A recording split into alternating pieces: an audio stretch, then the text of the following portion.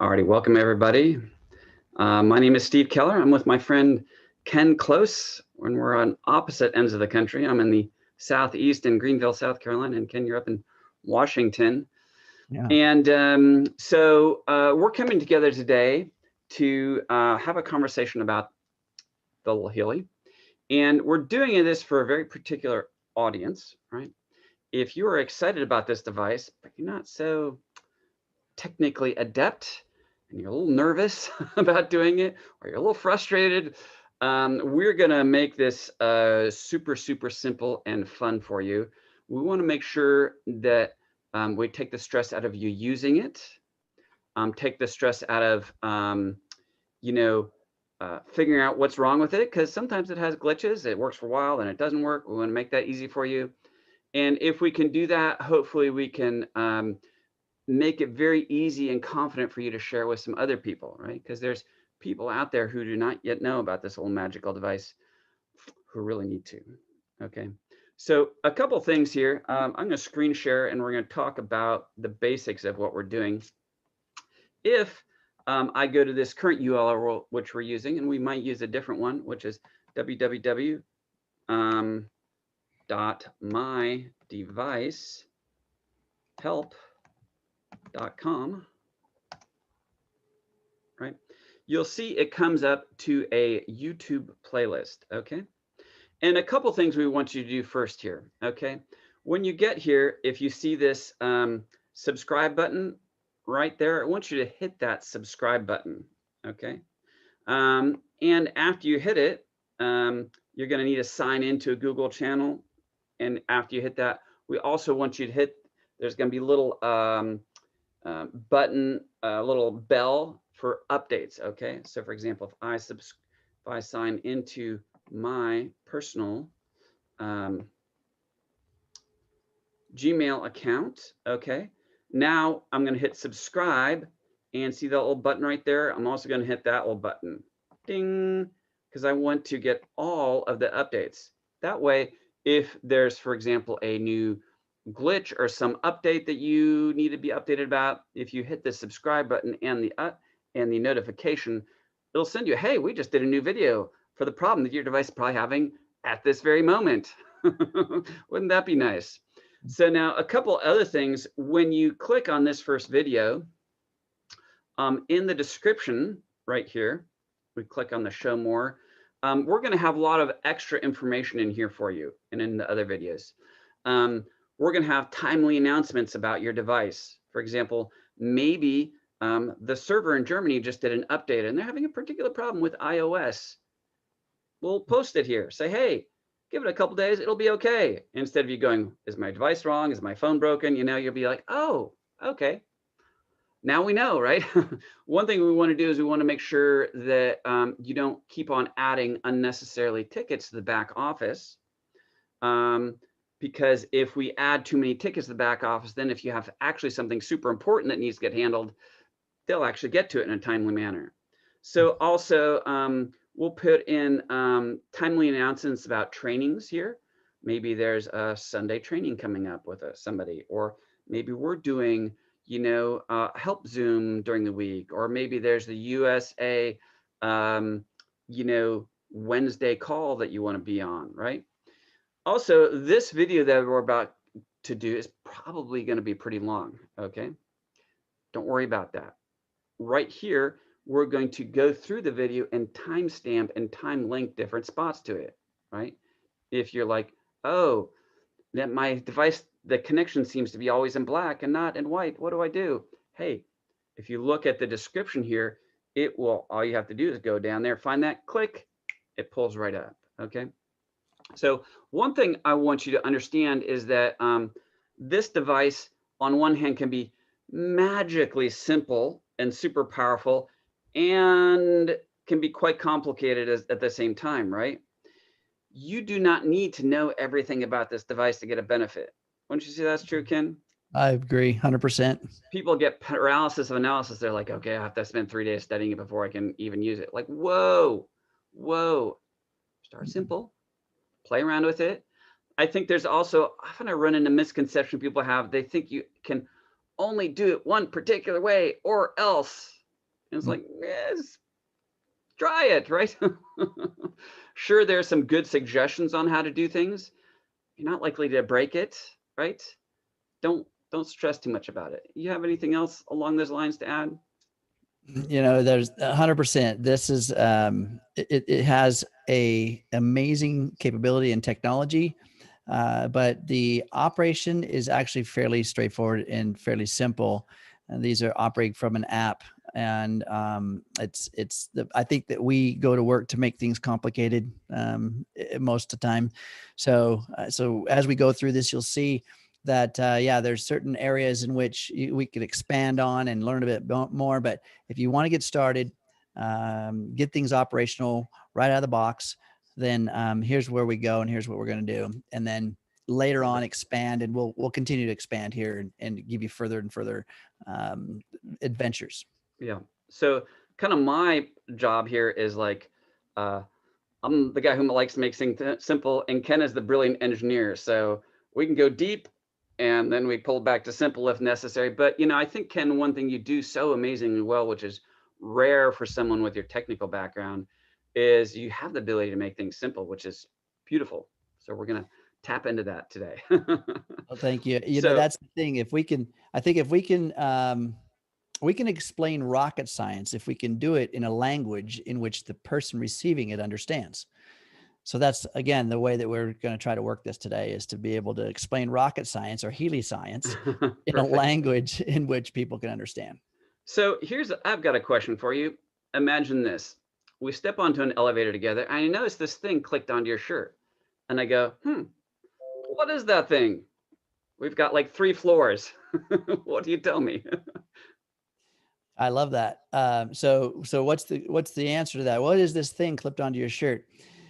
So my elevator speech is that if one understands energy, if one understands the law of attraction, if one understands that there is a unified field, then what I say to people is this is simply the bridge between the quantum field of information and the biological and physical fields of matter. And this is how we align things between our best version and the current version. I like it. Cool. My elevator speech is kind of like, it's a frequency device from Germany. It has the ability to measure what frequency you need and then turn around and deliver it. There you There go. we go. So my other simple explanation is this, is that, I like to say that this device kind of lives in 2 worlds at the same time. On one hand, this device has the ability to give you 120 or more different microcurrent programs. Okay. And to do that, you got to be attached to cords. Okay. And I like to say a bit that kind of lives in a little bit of the Newtonian physics world. Does that make sense? Mm-hmm. Right. At the same time, it has a quantum sensor in it, which can tap into the more of the quantum field to read your frequency to make sure that the microcurrents are being delivered properly, but also ability to read your information field, operate in the quantum realm. So it's kind of a cool device that will do both things at the same time. So let's get right to it. You've got your new Healy device. What are we going to have to do here? First, do they need to charge it before they use it much? Well, so you get a box, right? You get this fun little Healy box right there, right? And inside that Healy box, there's going to be the Healy, right? So you've got this little device right there in the middle, and you pop that guy out. And step one is to charge it. I mean, this does have an onboard rechargeable battery, so it needs to be charged. And the key is to find the cord that's inside your box and plug it in right there. There you go. So it's a standard, by the way, in terms of these connectors. You see that that we have a port in the backside of these devices. There's actually 3. So the one that is elongated, there's 2 circular ones and one that's elongated. The elongated one is a micro USB input. All right. So that's where you plug your micro USB. Now remember, micro USB, this is a very common type of connector cable that's utilized in many of these rechargeable devices, from phones to cameras to MP3 players, all kinds of things. So the cord itself is not proprietary or unique to Healy. So an MP3 type of cord or something that's a micro USB will also plug in there. But there is one that comes with your device. So plug it in, and then you'll have a 5-volt charger box. It's a USB that can either be plugged into your computer, can be plugged into. I have to put it let's in a talk about particular way, Ken? let's talk about that for just a second. Absolutely. So it does have, it's what's called polarized. So in other words, there's a wider portion at the top, a more slender portion at the bottom. So you can see it's kind of tapered. It's not exactly uniform top and bottom. So it can't be plugged in upside down. It cannot be plugged in upside down. So you got to find the end of your cord, take a look at the end of your cord, take a look at the input on the Healy, and kind of match those up to see how that would fit in there. You'll see, obviously, if it's upside down, it won't connect. If it's right side up, it will. And it'll go just like that into the device. And it should fit in there fairly securely. It's not going to be wobbly, and you're going to go all the way in. So it's going to stay connected once it's plugged in there. And you'll notice how it's plugged all the way in. Basically, it's not halfway hanging out. So the silver tab is actually inside the Healy device. All right. And then the other end is a standard USB cable, and that can plug into any USB charger. And there's lots of those out there, from like I said, your computer to whatever came with your cell phone, your smart device. Most likely they've got a port in which it can be plugged into. If you're an iOS operator, you'll get these cool little white boxes that have the USB port in one end, and then of course the other end plugs into the wall. But there's all kinds of different sizes, shapes, and colors of those. They'll all do the same thing. By the way, who knows what USB one thing stands I'd like to add, troubleshooting wise, is that I've had people who plug it into their computer, and for some reason initially would it charge in their computer, then all of a sudden it won't charge anymore, it's broken. And I just have them, instead of plugging it in the computer, plug it into one of those little USB chargers in the wall. And all of a sudden they're like, oh, it's working now.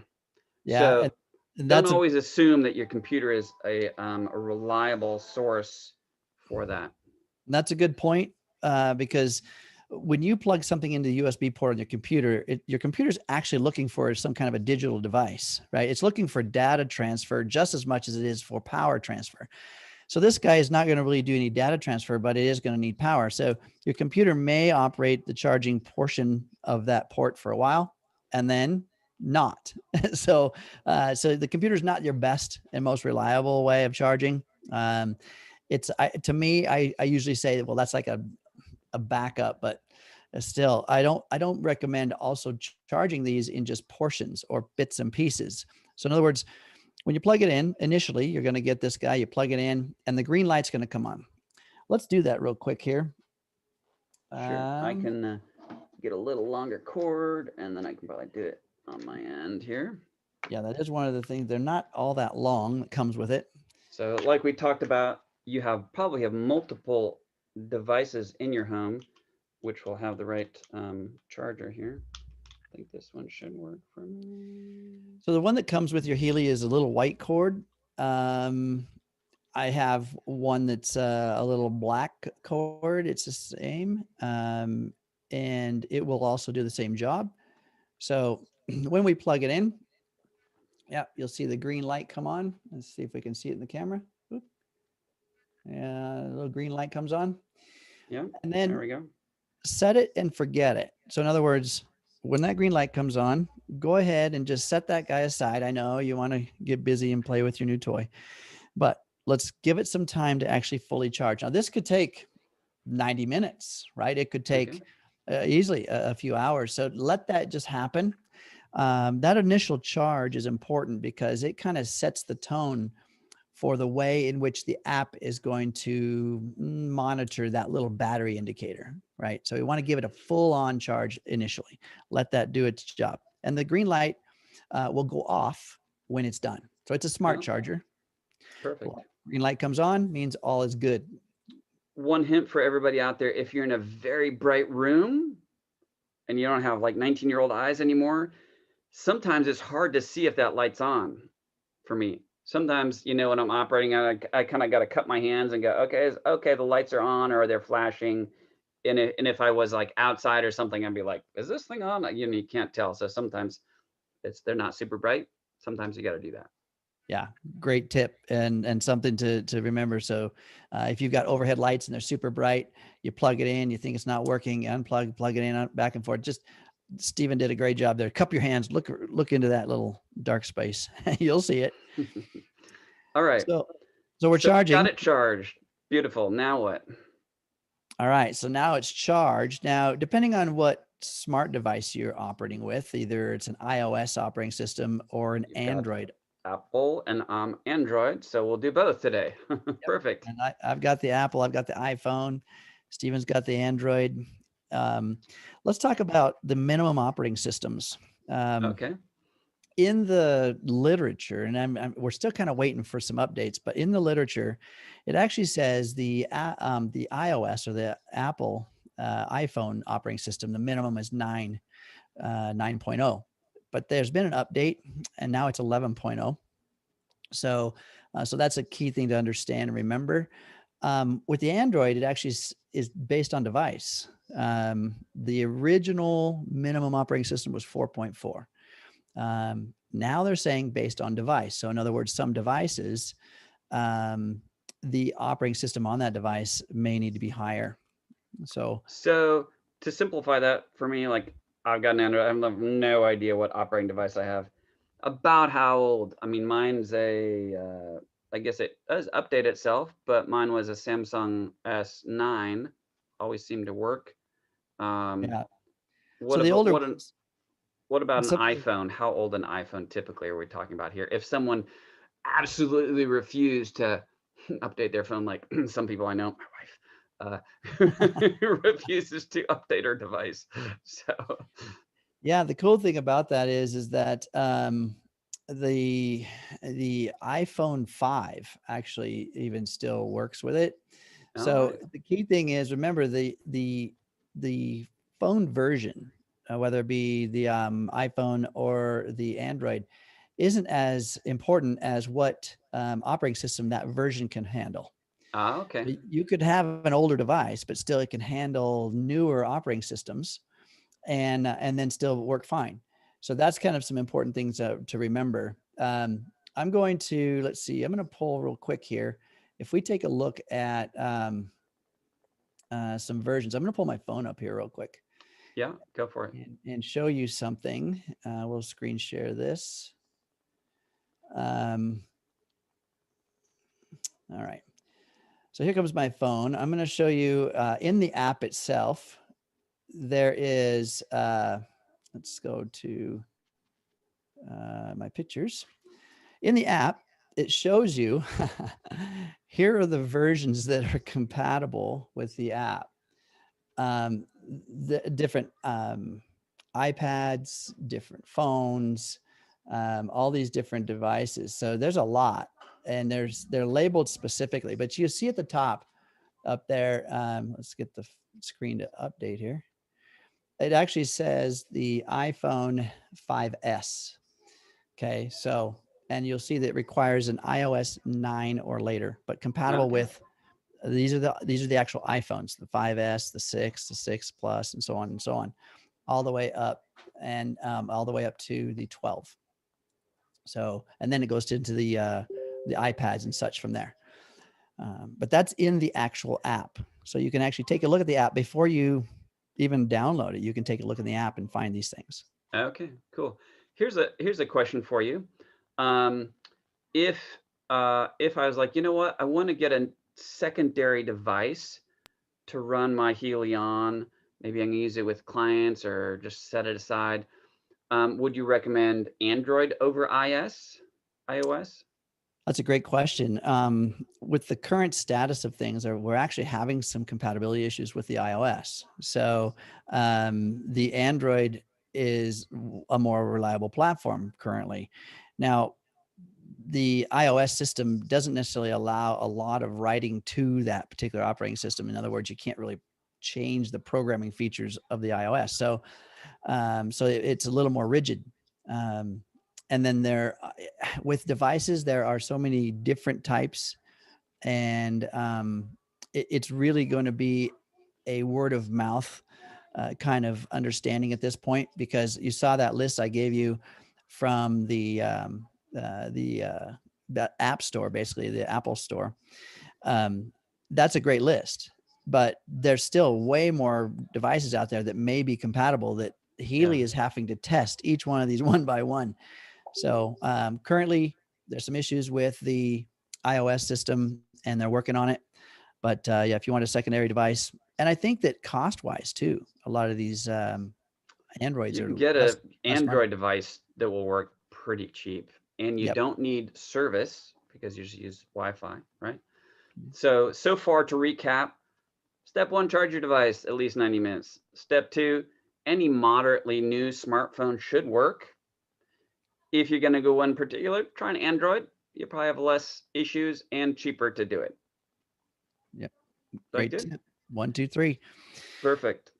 So next thing we have to do, download an app. I mean, I suppose some people, this may be the first app they've ever downloaded. So it's possible, right? So I've got an iPhone. I've never downloaded an app. What is this we're talking about? Where do I do this? How do I do this?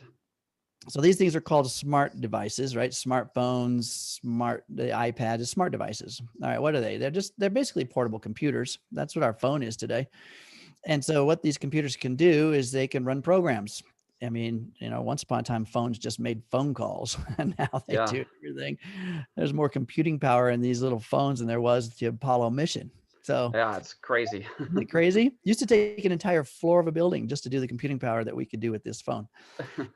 So with that, we need to know how to add apps, or that's short for applications, by the way, how to add those to our device.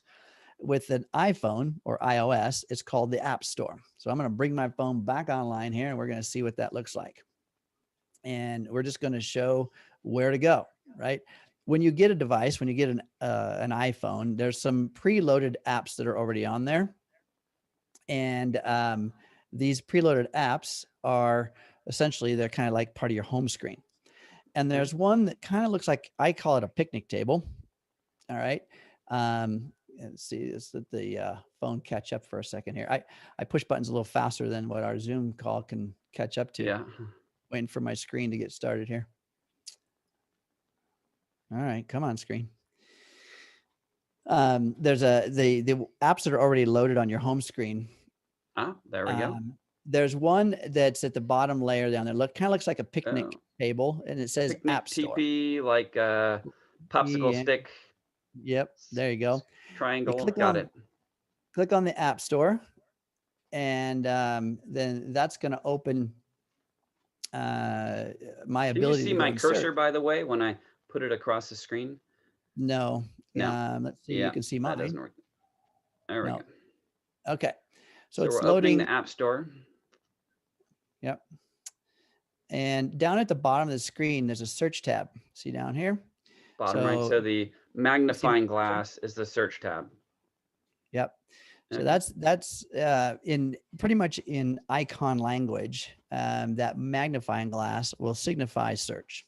Okay, this is basic icon 101 class. Okay. So we click on that, and now we are able to, at the top of the screen up there, we're able to type in some search criteria, a keyword. All right, and we're going to type in Healy. Okay, so Healy. And we'll see what it pulls up. So now not all of them are pulling up everything today. I mean, there's if you type in Healy, you have what's called Healy Analysis, Healy Advisor, and we got the World GmbH. So these are the Healy ones. You got Watch and so on and so on. So let's just take a look at what the first one looks like. All right, I'm going to click on the very first one, see what we get. All right, so the cool thing about the apps that we've discovered is that the icon looks really similar. It's a gray circle with a little dot under it. And there's a differentiation between a pink dot and a blue dot. And that actually helps us to identify what we're looking at. Of course, there's a name, but there's Healy, and then there's Healy Analysis. So what's the difference, right? We're going to differentiate that as we go through, but we're going to start with what we call the Healy or pink dot app. So Okay. that's the first one, right? That's the first one at the top of the screen here. In the Pink Dot app, it's going to be everything that is associated with the current, the actual microcurrents into the body. Okay. So That you're that means that I'm taking these cords. What does it mean by doing microcurrents? I'm going to take these cords, I'm going to plug them into my device and attach these things to my body and run one program at a time through my body through the Pink app. Yep. Utilizing a microcurrent function. Now, microcurrent is a very, very, very small amount of current flow into the body, which has been studied to optimize cell interaction. All right. So there's a lot of studies around this that you can look into, but microcurrent is the sweet spot for the cell's ATP production and certain things going on with the cell. So this is why Healy operates within this very specific amount of current flow. All right, so so that's a big benefit. And what Healy does is they actually send very specific frequencies into the body on this microcurrent. In other words, it's like a carrier wave.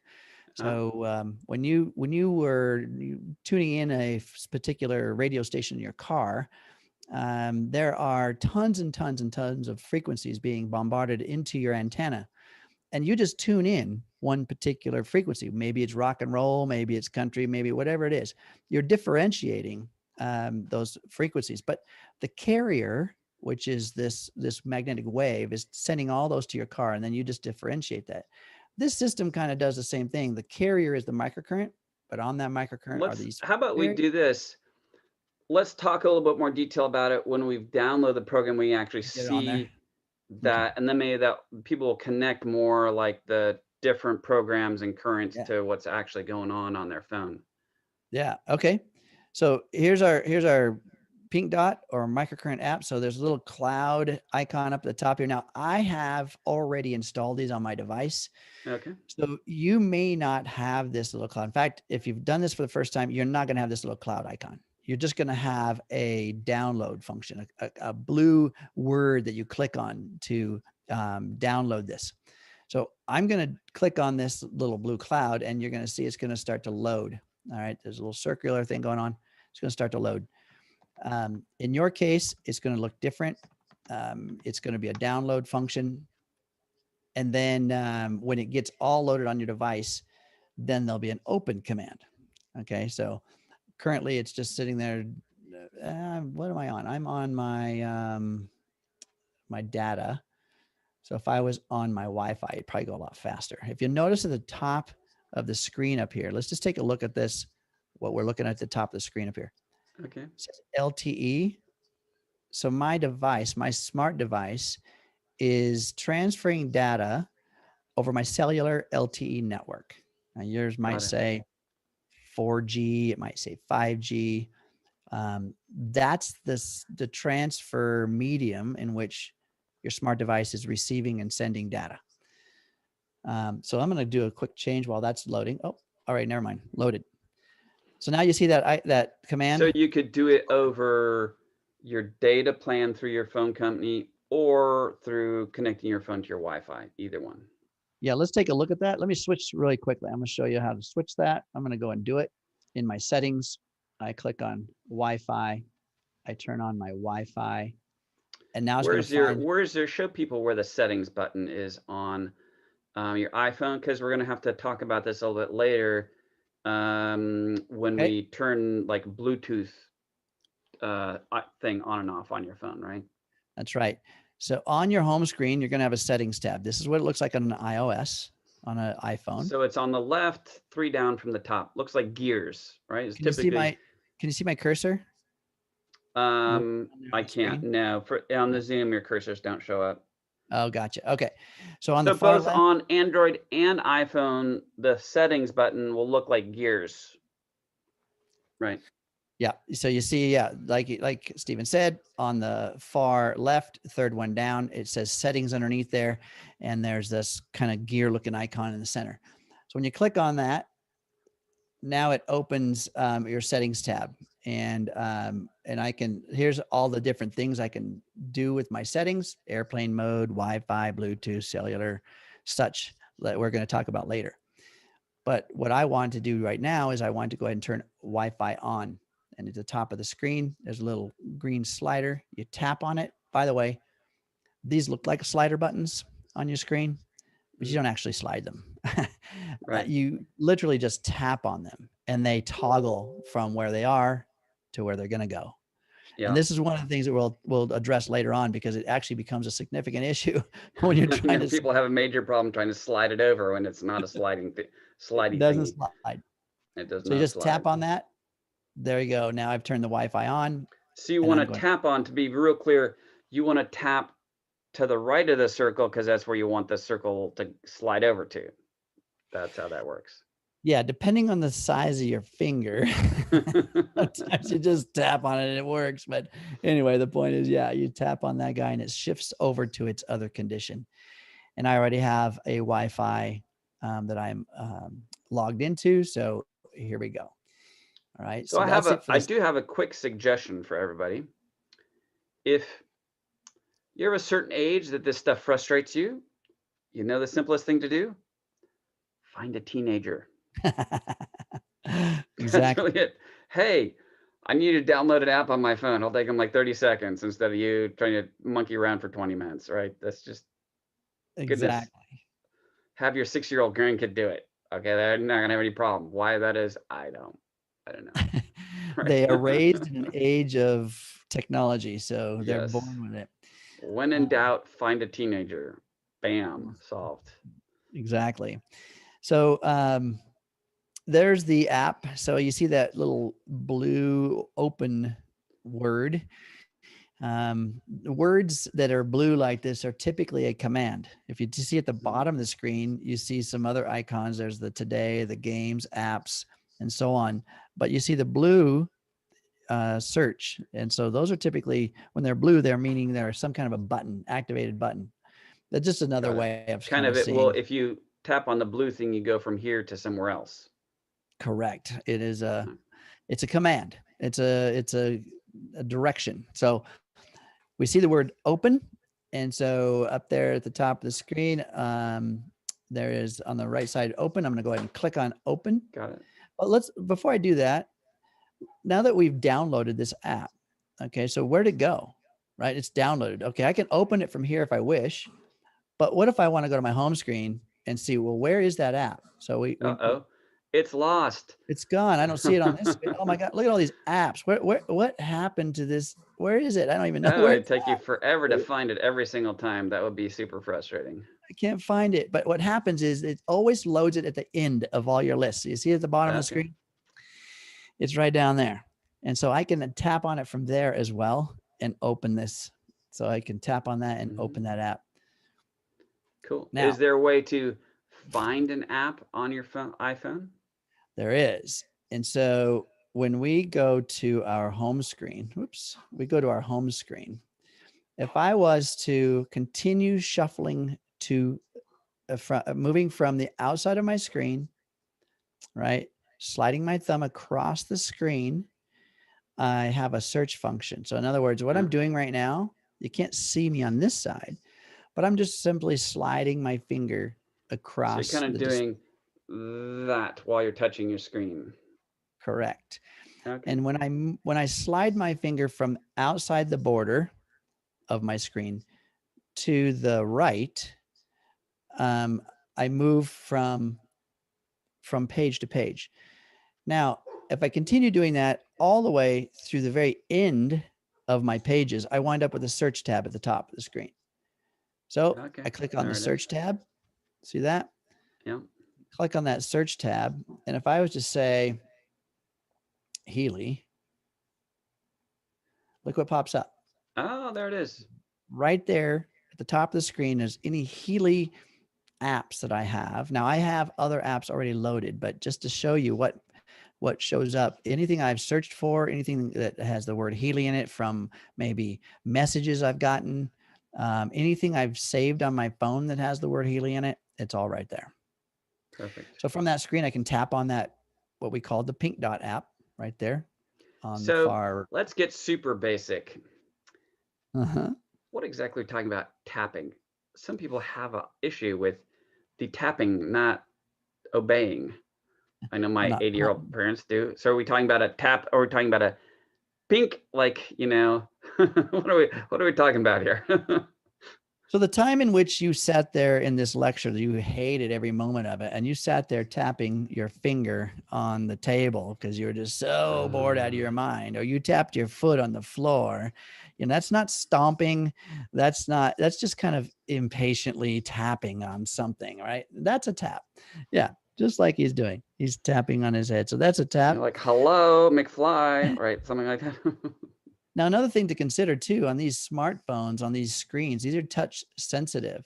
So one finger tap versus two finger tap versus three finger tap is also a very significant different signal, different message to this touch screen. It's a very intuitive screen. It knows when you tap with one finger, it knows when you slide, it knows when you tap with two fingers, it knows when you've done tap once, when you've tapped quickly twice. All that kind of stuff is like, whoa, wait a minute. Now I got to get to become a tap expert. Well, I find my father, who's 87, has a little bit easier time.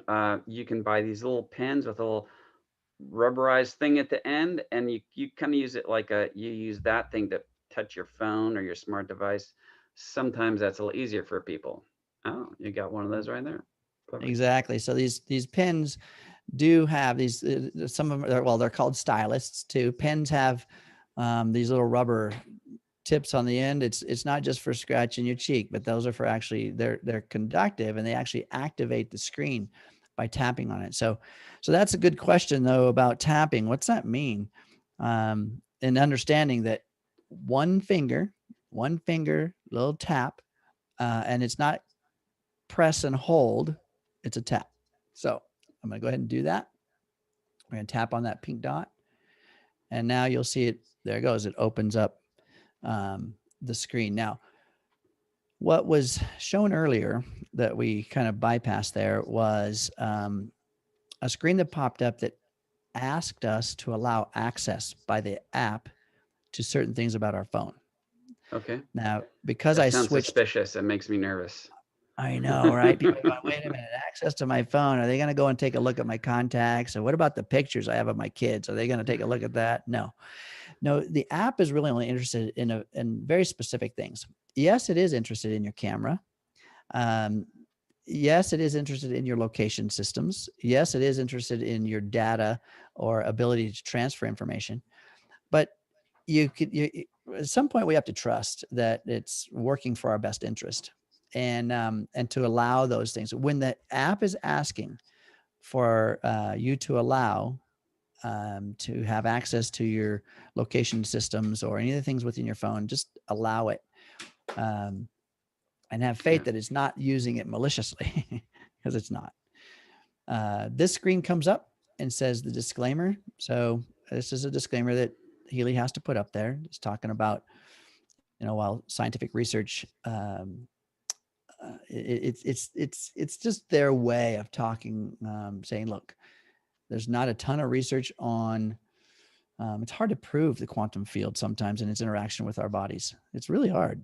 There's to come up with a double-blind placebo study that comes up with not going to happen. not going to happen. So yeah. So this is why it has to be this way, because people are looking for studies and data.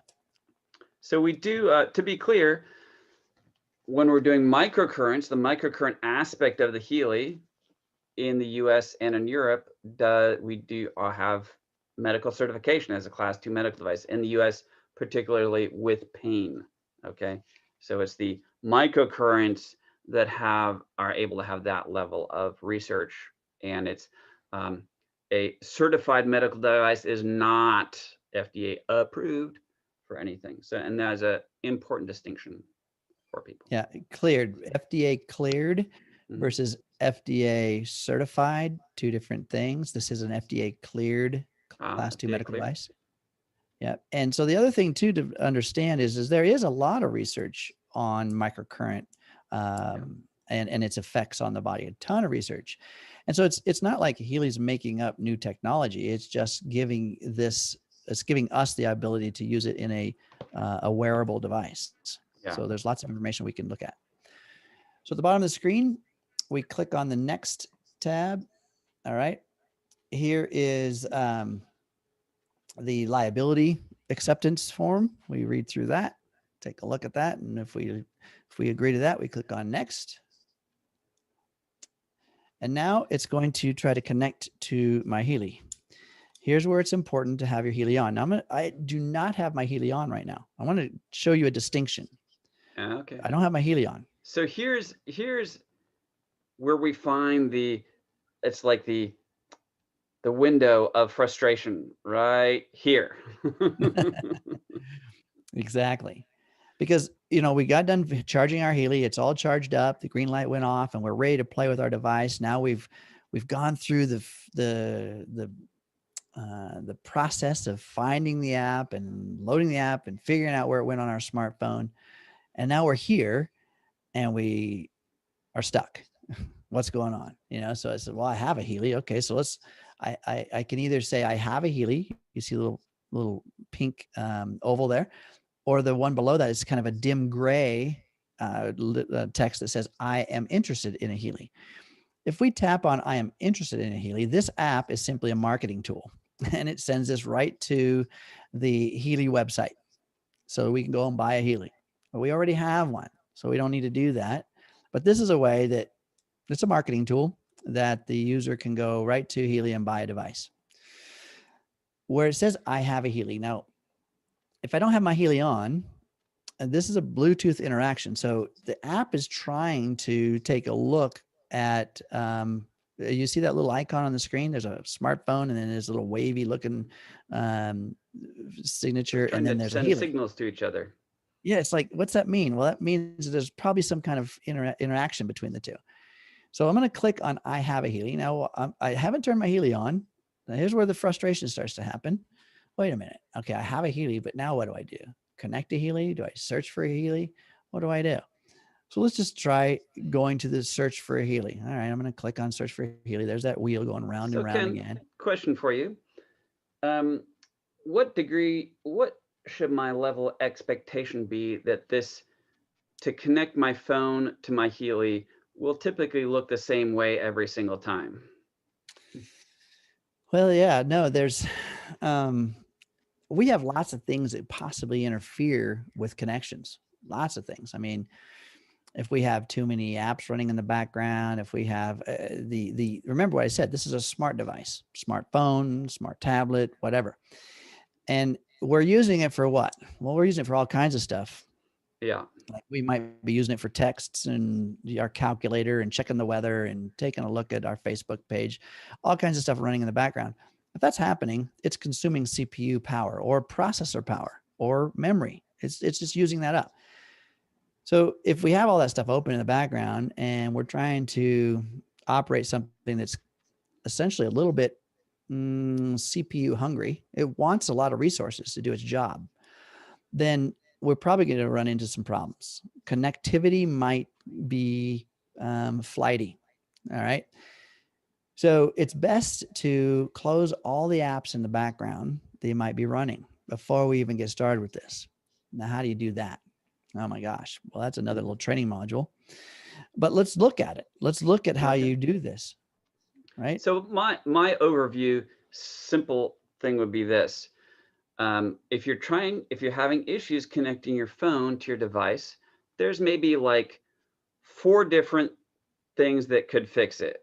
It may be they may need to happen in different orders occasionally, and sometimes the right solution may have to happen a couple times in a row till it actually works. Does that make sense? Yep. So it's kind of like wiggling. You wiggle, I gotta jiggle the lock till it goes in there. It's kind of like that, right? You just kind of like wiggle it and you're like, okay, there we go. So imagine 4 different suggestions on solutions and I tried this one, I tried that one, I tried that one a couple times and then it worked. So as long as you have that expectation, you're not going to get too frustrated with it. But if you think you're doing something fundamentally wrong, or if the device is fundamentally broken, if it won't immediately do the same correct thing, then your level of expectation will just produce frustration, and it'll be more difficult for you. Yeah. And what happens when we get frustrated? Does common sense go up or down? Oh, it goes right down the toilet. Yeah. Yeah. And when frustration goes higher and higher, pretty soon here comes the hammer and we're just throwing it out the window, right? Exactly. Yeah. Um, so when I mentioned about CPU resources being utilized in other areas, on an iPhone, if you double click, well, now there's a couple of things. One is going to have to take the time to learn their device. I'm sorry. You're just going to have some understanding, basic understanding about your device. So if you just got a device, a smart device, because you got a Healy, well, we got a bit of training to do on both sides, because that smart device you need to know how to operate it. You need to know how to get to certain stuff, just like we showed you earlier, how to get to the app store, where does the app wind up once it's loaded, how to get to the settings screen, certain things like that. We also need to know how to hard close apps, right? How do we hard close these programs, right? And this is important because we get too many things running, or we think that the Healy is not operating in the background, but yet the app is still running, and suddenly we find our battery goes dead or something odd. So let me show you quickly on anything of a iPhone 10 and below, one who actually has a home button. It's a little button at the bottom of the screen, a little circular button at the bottom of the screen. If you double click that button, what it does, it now reveals all of the apps that are running in the background. Okay, look at all these. Look at all these. I've got my settings open. I've got Zoom call open. I've got, I've got that photo thing open. I got another Zoom. What's all look at all this stuff that's running in the background. Every one of these are utilizing CPU resources. So what do I do with them? Well, I don't need them. So I'm going to go ahead and close them. So I start with the calculator app. I just simply put my finger on the center of that. Maybe just put it on the 8, right? You see that 8 there? I just put my finger on it and slide straight up. Here we go. Gone. That's a hard close of an app. That's a hard close of an app. So you put your finger in the center of the screen. Here's the weather app. I put it in the center of the blue screen there and swipe up. Gone. Like you're tossing it out of the way. Like I'm just flinging it up out of the way. Watch this. Here we go. So I'm just going to do it for you here. Slide up. Gone. Hey, right. Do this. Go back to your, I want to show some people something. Go back to your YouTube icon. Right? And say, for example, what are we doing on the iPhone? Hard closing an app. Hard closing, like if you went to the search icon on YouTube and you went hard close iPhone app.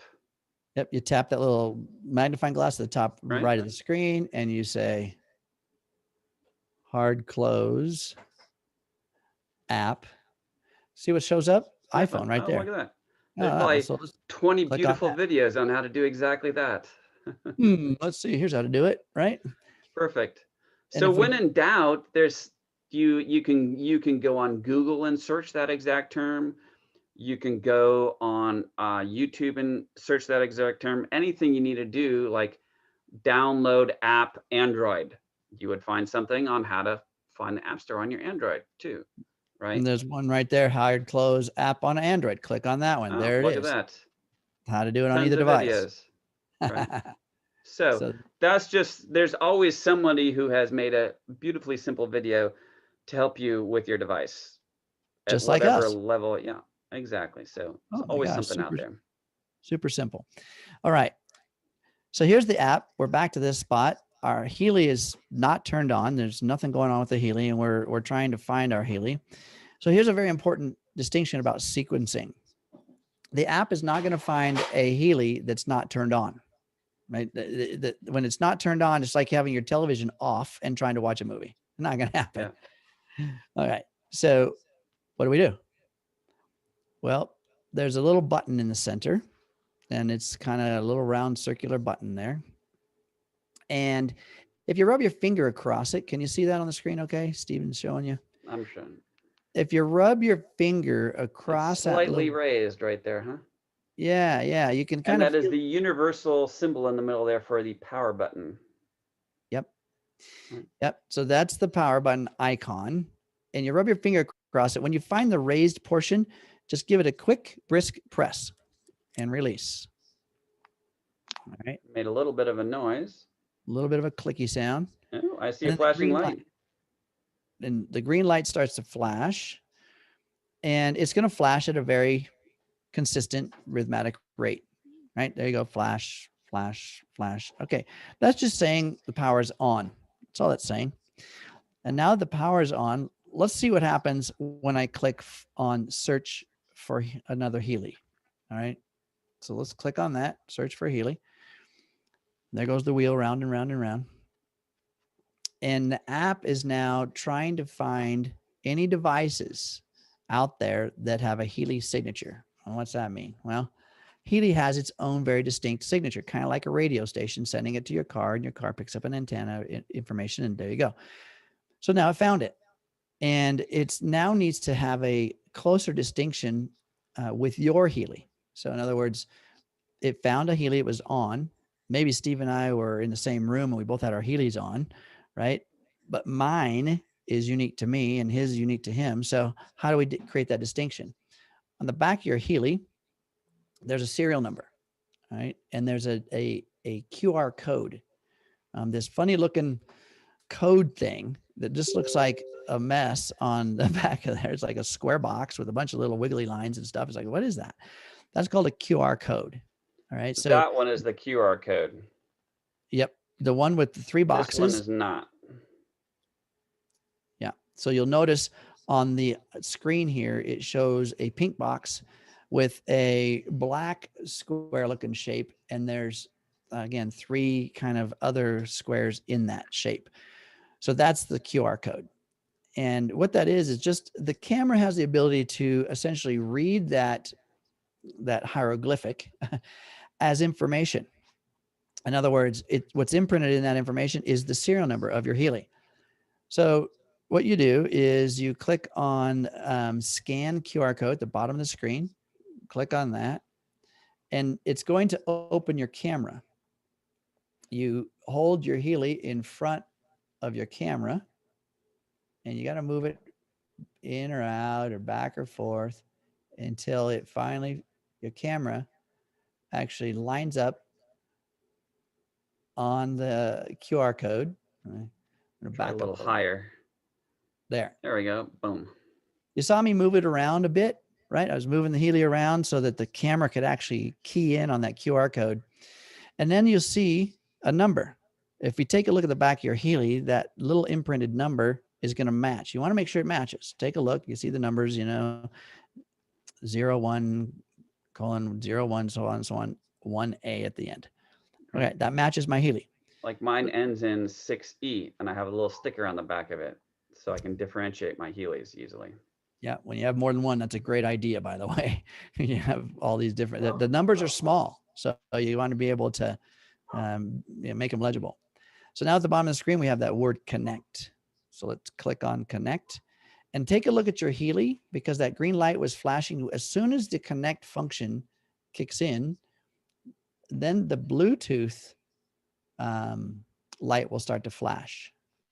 Okay, so on the screen, on the front of your display, or on the front of your Healy, there are 2 lights. There is a green light and a blue light. There's different icons there. The Bluetooth icon is another recognizable character. So I connected my device to my Healy, and when I told it to grab this particular serial number Healy, now my blue light started flashing right there. Yep. So now we're linked via the Bluetooth signal. So this is the radio signal between the Healy and the smart device. All right. So once it does that, there's a signal that goes from your app to the cloud. Now this is the Healy cloud. The cloud is essentially where Healy has everything is there. All the members' allocations and the programs and all of amazing stuff that's in the cloud. We'll go over that later. but the app sends a signal to the cloud via your Wi-Fi, whatever your connection is that your smart device is doing to connect to the outer world, and then comes back and verifies the serial number on your Healy and then says, okay, now we can update. A lot of times what happens is you see at the top of the screen that word programs, and then there's a blue bar there.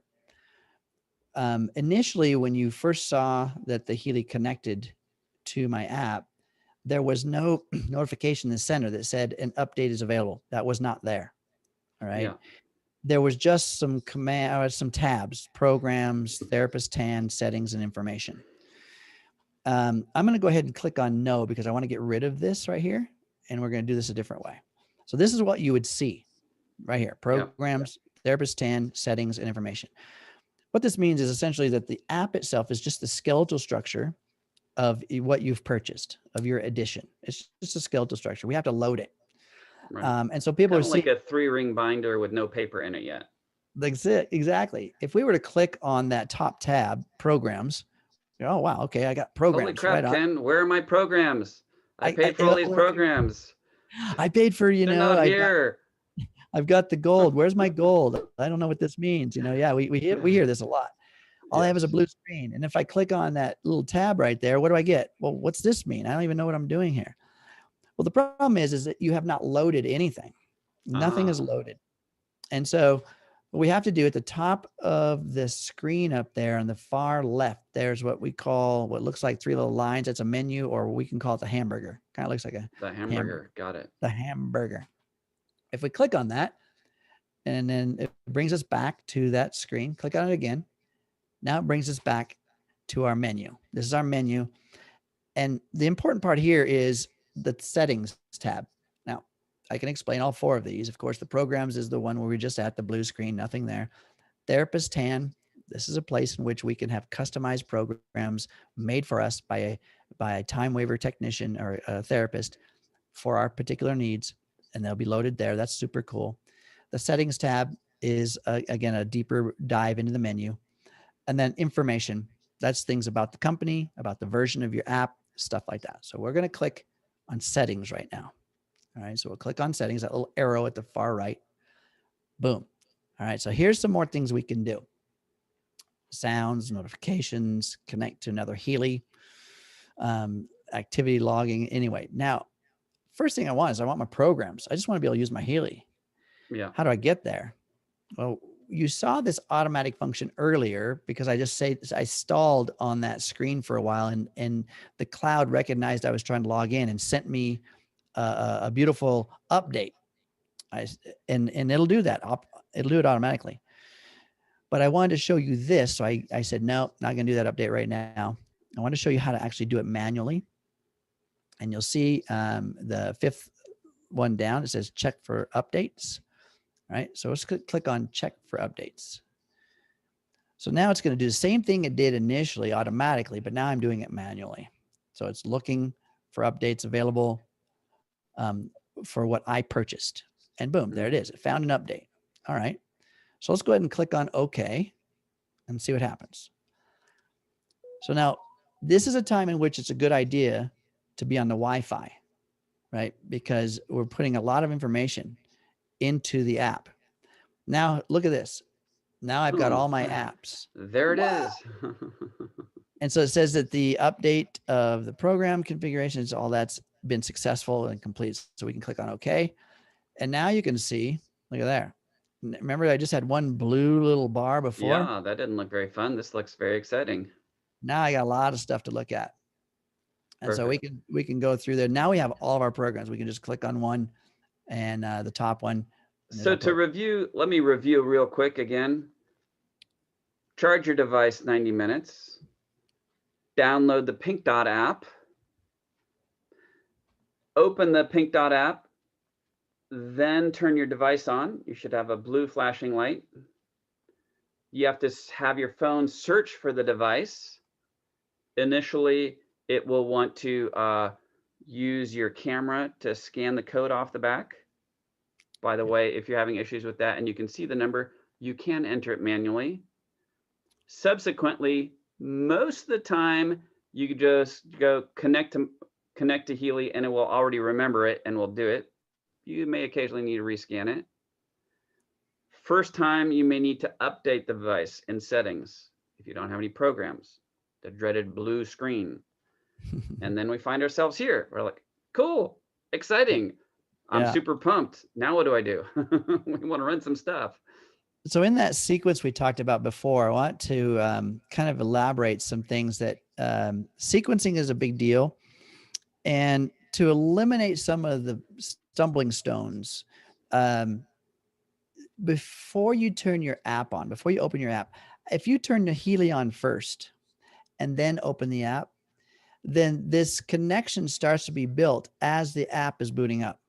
So the app is booting up and a connection starts to be built behind the scenes, so that when you go to the point of when it's looking for a Healy, it'll already find it. It'll be much faster, and it'll skip one of those steps where it says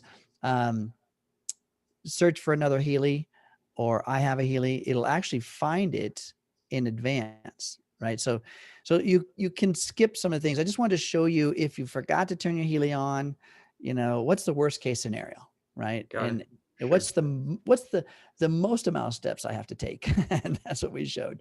To reduce a couple of steps, if you turn your Healy on before you open the app, that shifts the equation a little bit. Right. So now what? It's kind of like you go grocery shopping with your spouse and you misplace them in Walmart, right? You're not always going to find them the same way every time. Yeah, and this, I just want to show that there are more than one way to get to the same result. It's not broken. That's the point. It's not broken. There's more than one way. And you heard Stephen say earlier, there's lots of ways that it can get to the same point. And we just want to be able to show you all those ways. So it's not like your car where you start the car one way, only one way every single time.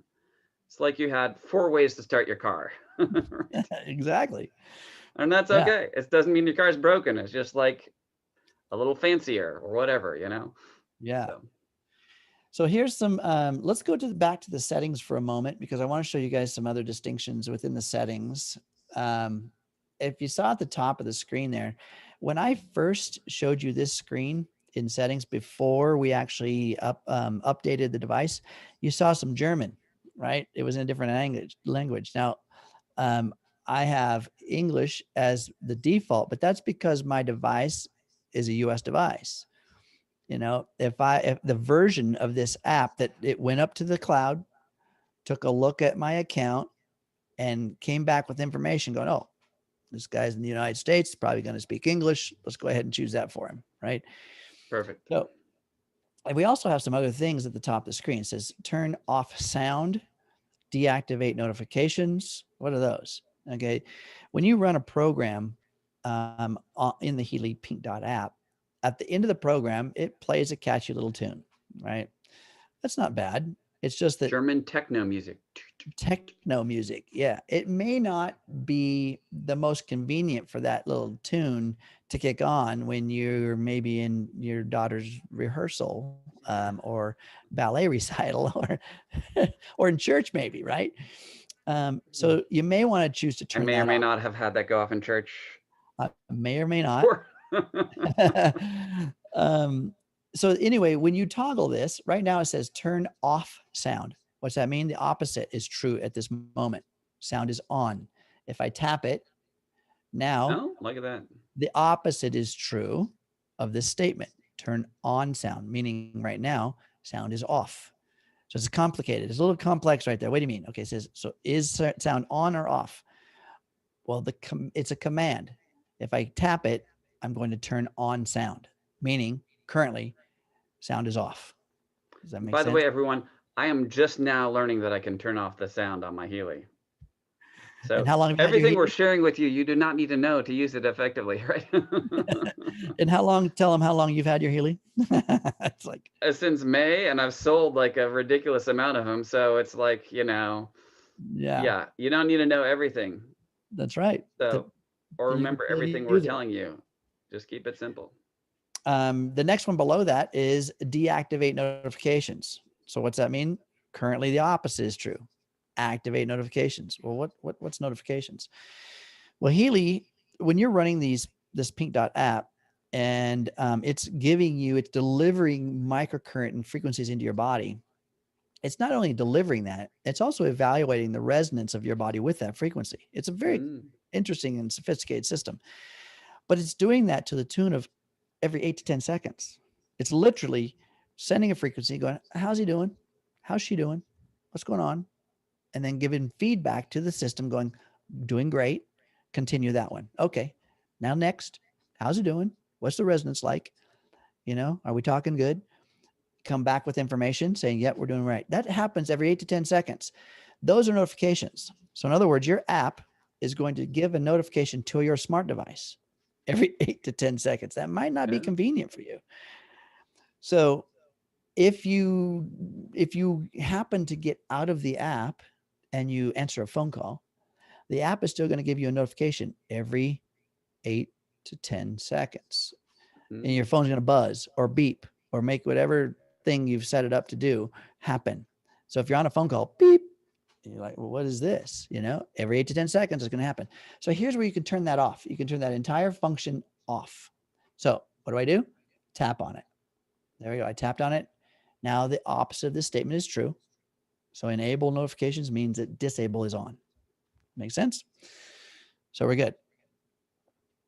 Of course, down at the bottom of this, we can change languages if we wish, but this is just essentially the basics. Tap on the hamburger at the top left of the screen. We're back to our programs. We are now ready to run a microcurrent program. Okay.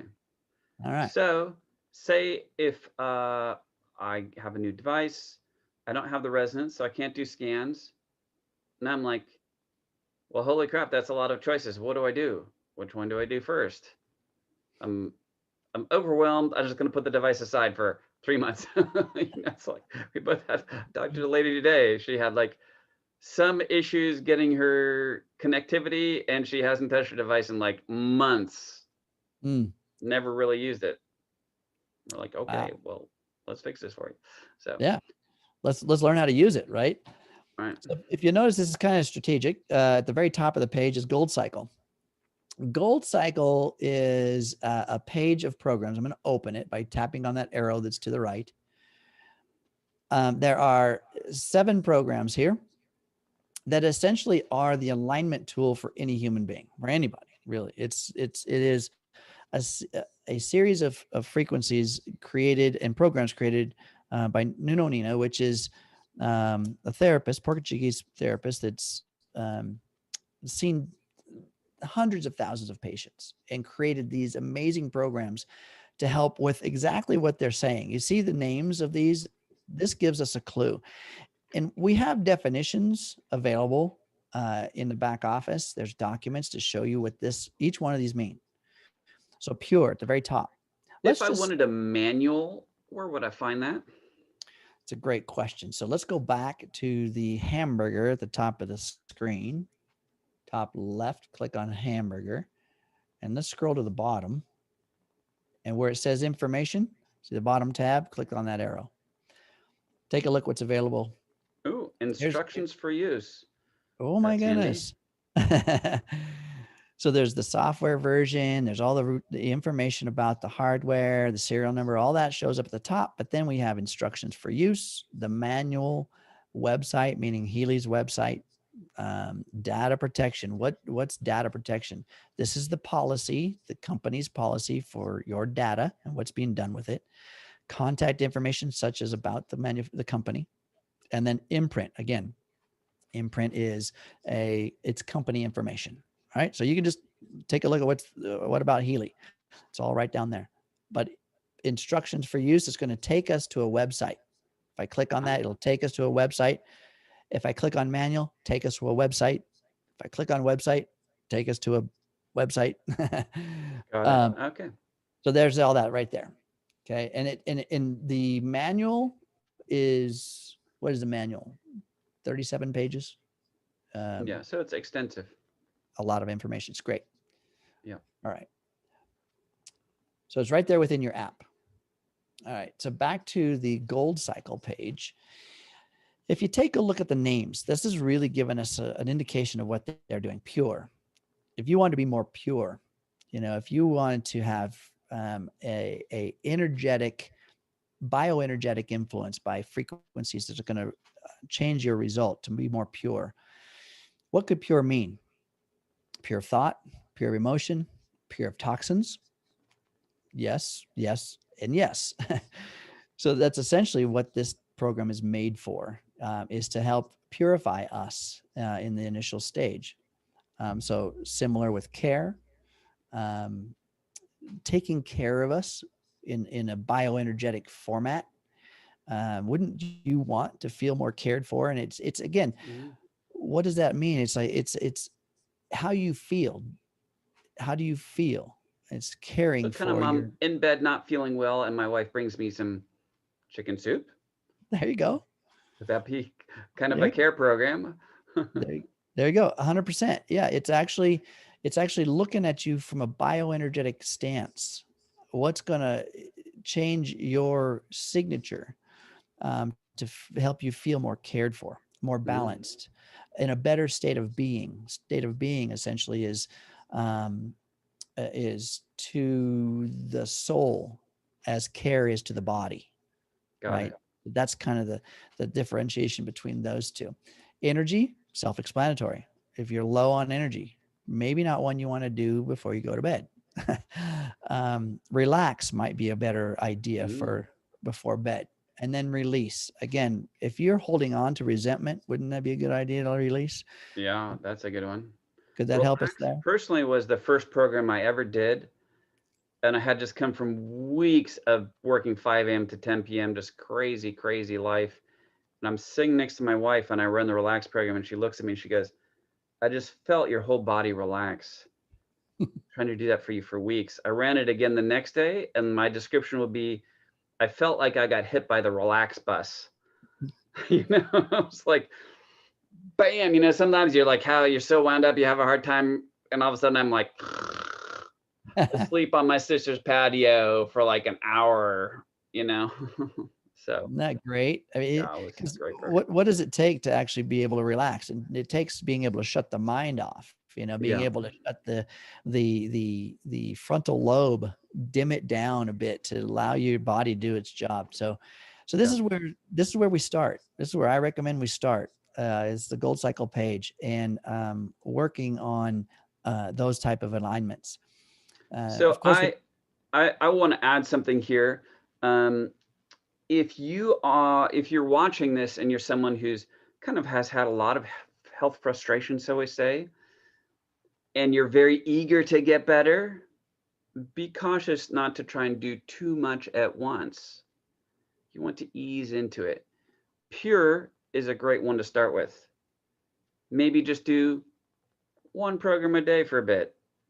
See how you handle it, right? Just ease into it, because that's you don't let your frustration and your impatience cause you to want to do too many at once. Yeah, remember, these are bioenergetic influences. So you run this program, and you could be an early responder, which is one that instantaneously has an effect, but it can also be a delayed reaction. So you run the pure, well, I don't feel anything. I felt the tingly thing, but I don't feel anything really. I'm not much different.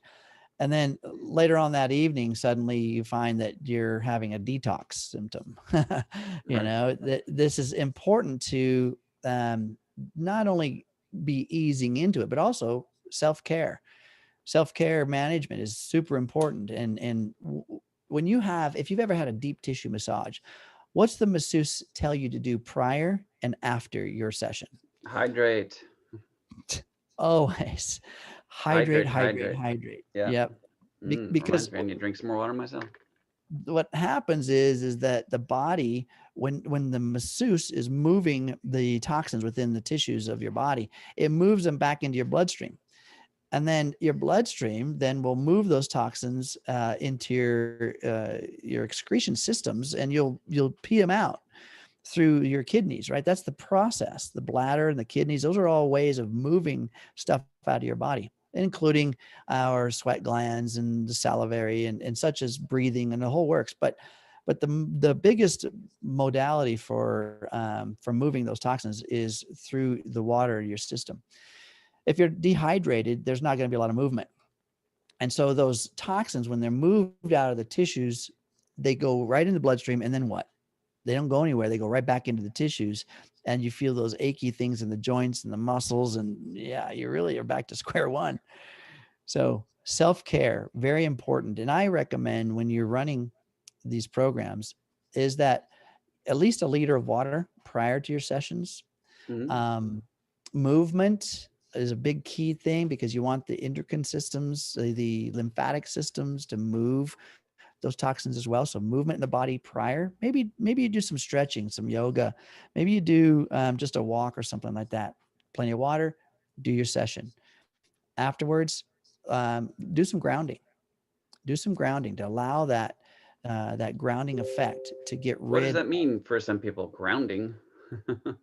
Yeah, great question. We can assume that that's a Sure. known entity. So grounding is a whole nother fun way that nature has provided us a detox or a release of energy.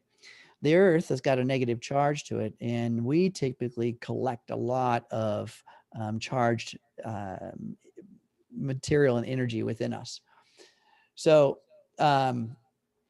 these charged parts of us, they have they collect within our systems, organs, and cells.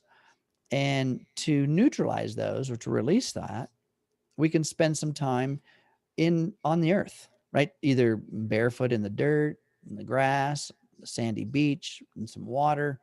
There's all kinds of things out there. There's grounding mats. There's various ways that you can ground yourself, and look into that, because like we saw earlier, when we go to YouTube and we look for how to get hard close an app, well, there's a lot of stuff on grounding as well. Yeah. And Perfect. I highly recommend after each program to spend 5 or 10 minutes grounding. Get your feet in the dirt. Yeah. I've previously used a grounding sheet on my bed. Yep. Loved it. Yep. Super Yep. effective. Yeah. Yeah. Those Awesome. are the grounding mats, grounding sheets, all kinds of stuff like that is available out there. So, so that's kind of the gold cycle, that whole page. Now that's basically the bare minimum, which is, I use that term lightly. It's a lot right here that's available for Yeah. someone who gets the gold series or gold edition. Man, tons of stuff right there. You could get amazing results, and in a very simple way without overwhelming your stuff. Just hang out here for a while. Yep. And how many a day? Recommended. Again, if we think that if we're in such bad shape, we better get a lot going on right now, right? That's actually opposite's true.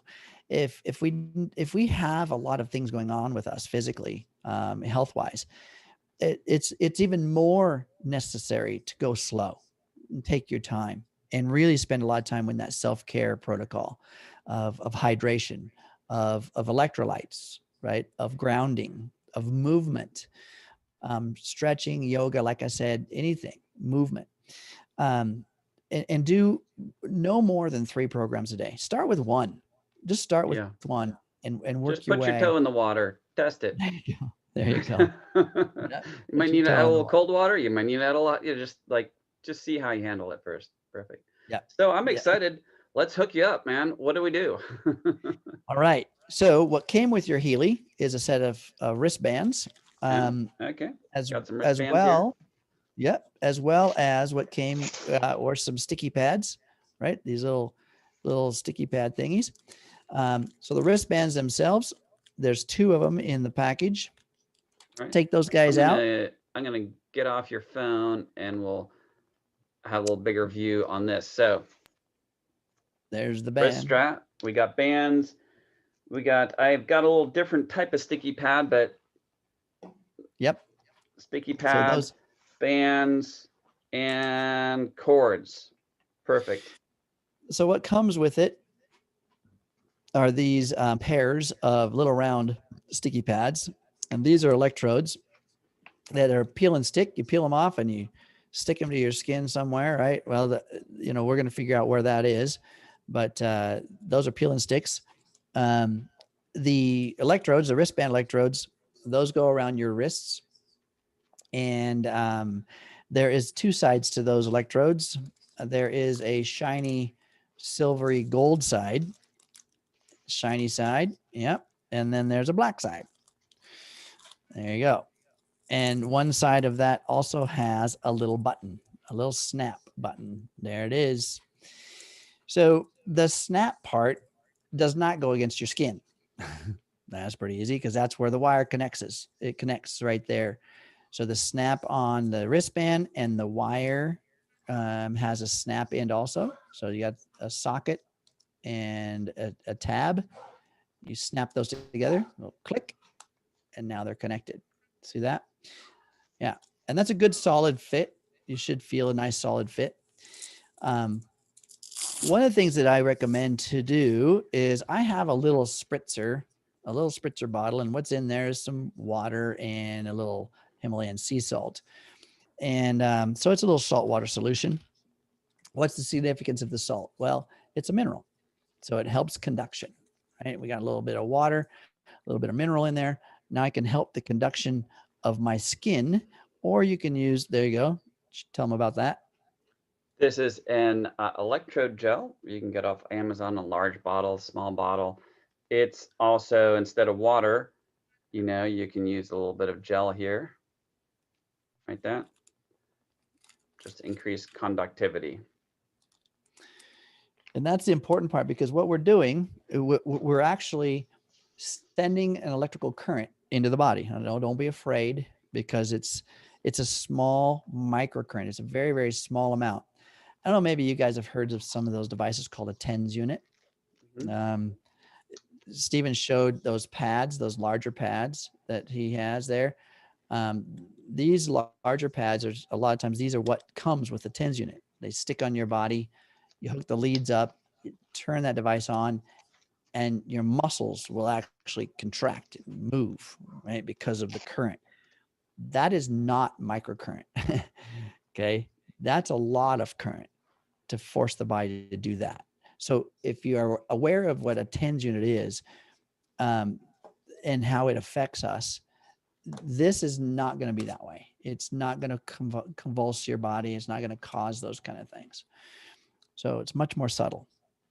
So once you've got your either water or conductive gel, either on your wrists or on the band, and then you put those bands on your body. To put those bands on, sometimes I might moisten the straps, just with a little bit of water, right? Too. Yes. Sometimes occasionally you'll find putting a little gel or something on the metal connection sometimes can help a little bit. Yeah, electronically, the design of this system isn't necessary to do anything between the tab and the wire itself. The most of our challenges come from the connection or conductivity between the strap and our skin. So what I'll normally do is I'll put the tab just inside the buckle, hold it like that. I'll put my hand through and then pull it tight, because that makes it a little bit easier to put on. It's Velcro. So I just wrap that around, and now it's stuck to me. And I've got the button. Now, where do you put the button? Do you put it on the edge of your wrist? Do you put it on the top of your wrist? Do you put it on the inside of your wrist? That's really dependent upon you and what are you going to do. The button position is irrelevant, because the conductive strip is the inside of the strap that's against your skin right now. So the button position is just convenience for you. If you want it to be on the inside of your wrist to where the wire is, just less intrusive, great, no big deal. So that's normally why I put mine, is I put it on the inside of my wrist, and that's where the button is, and that's where I attach the wire. I actually, by the way, I actually run these wires up my sleeve, in through my shirt, and come out my collar, and connect to the Healy right there. So then there's really no wires exposed, you know, to catch on stuff because I'm pretty active. I will often wear long sleeve shirts. Even if it's warmer weather, I wear a long sleeve shirt that's cool. So I'll put it on my wrists. I'll attach it to the device, right? And then sometimes I'll just hold it in my mouth as I put on my shirt sleeves. There you go. Right? Then click it on here. Now I've got, you know, right now it will be underneath my shirt sleeves. Then it's not in my way. You know, one of the reasons to do that is to reduce the activation energy to use your device. How much more can you make it a little bit more convenient? You may use it a lot more. In other words, if it's not knowing cords everywhere, right? You have it on all day. You're like, oh, I think I'll run a program. It's already, you've already got it on you. Boom, pop it on, right? Yep. If you, every time you do it, you're like, okay, I got to put all the straps back on, put everything, you know, it's like you got to do that a couple times a day. The amount of times you're using the device will drop quite a bit. So I use it while I'm bike riding. I use it like running, working out. I found recently using the stamina program while doing my weight lifting program. Ooh, my reps went ping. Really fun. So yeah, and there's different programs for different purposes, especially on the fitness page, right? yeah, awesome. Cool stuff. Depends on what edition you have. Okay, so you've got yourself all strapped in. You're ready for takeoff. Now, remember earlier we were connected. We have the Healy connected to our smartphone, to the app. Yeah. And essentially now we're ready to do something with a program. Okay, so what I want to do is I'm going to show you, I'm going to bring my phone back on here and kind of show you what it looks like when we load a program or whatever we're doing. Let's see. I am going to bring my phone back on here. And we'll show you what's going on here. Screen. Okay.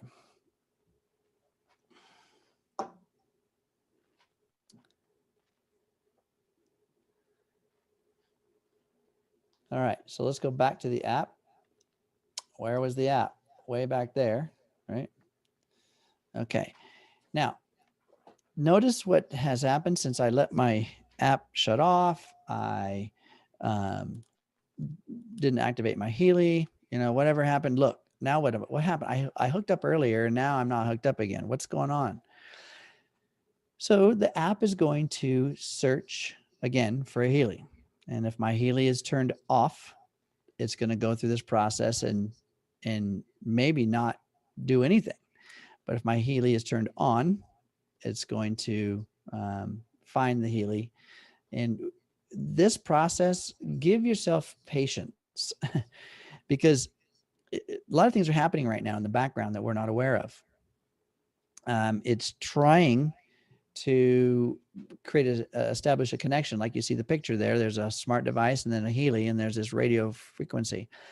And it will either time out because it can't find it, or it's going to give you an option to connect back to your Healy and rescan it. Maybe you have to rescan the QR code again.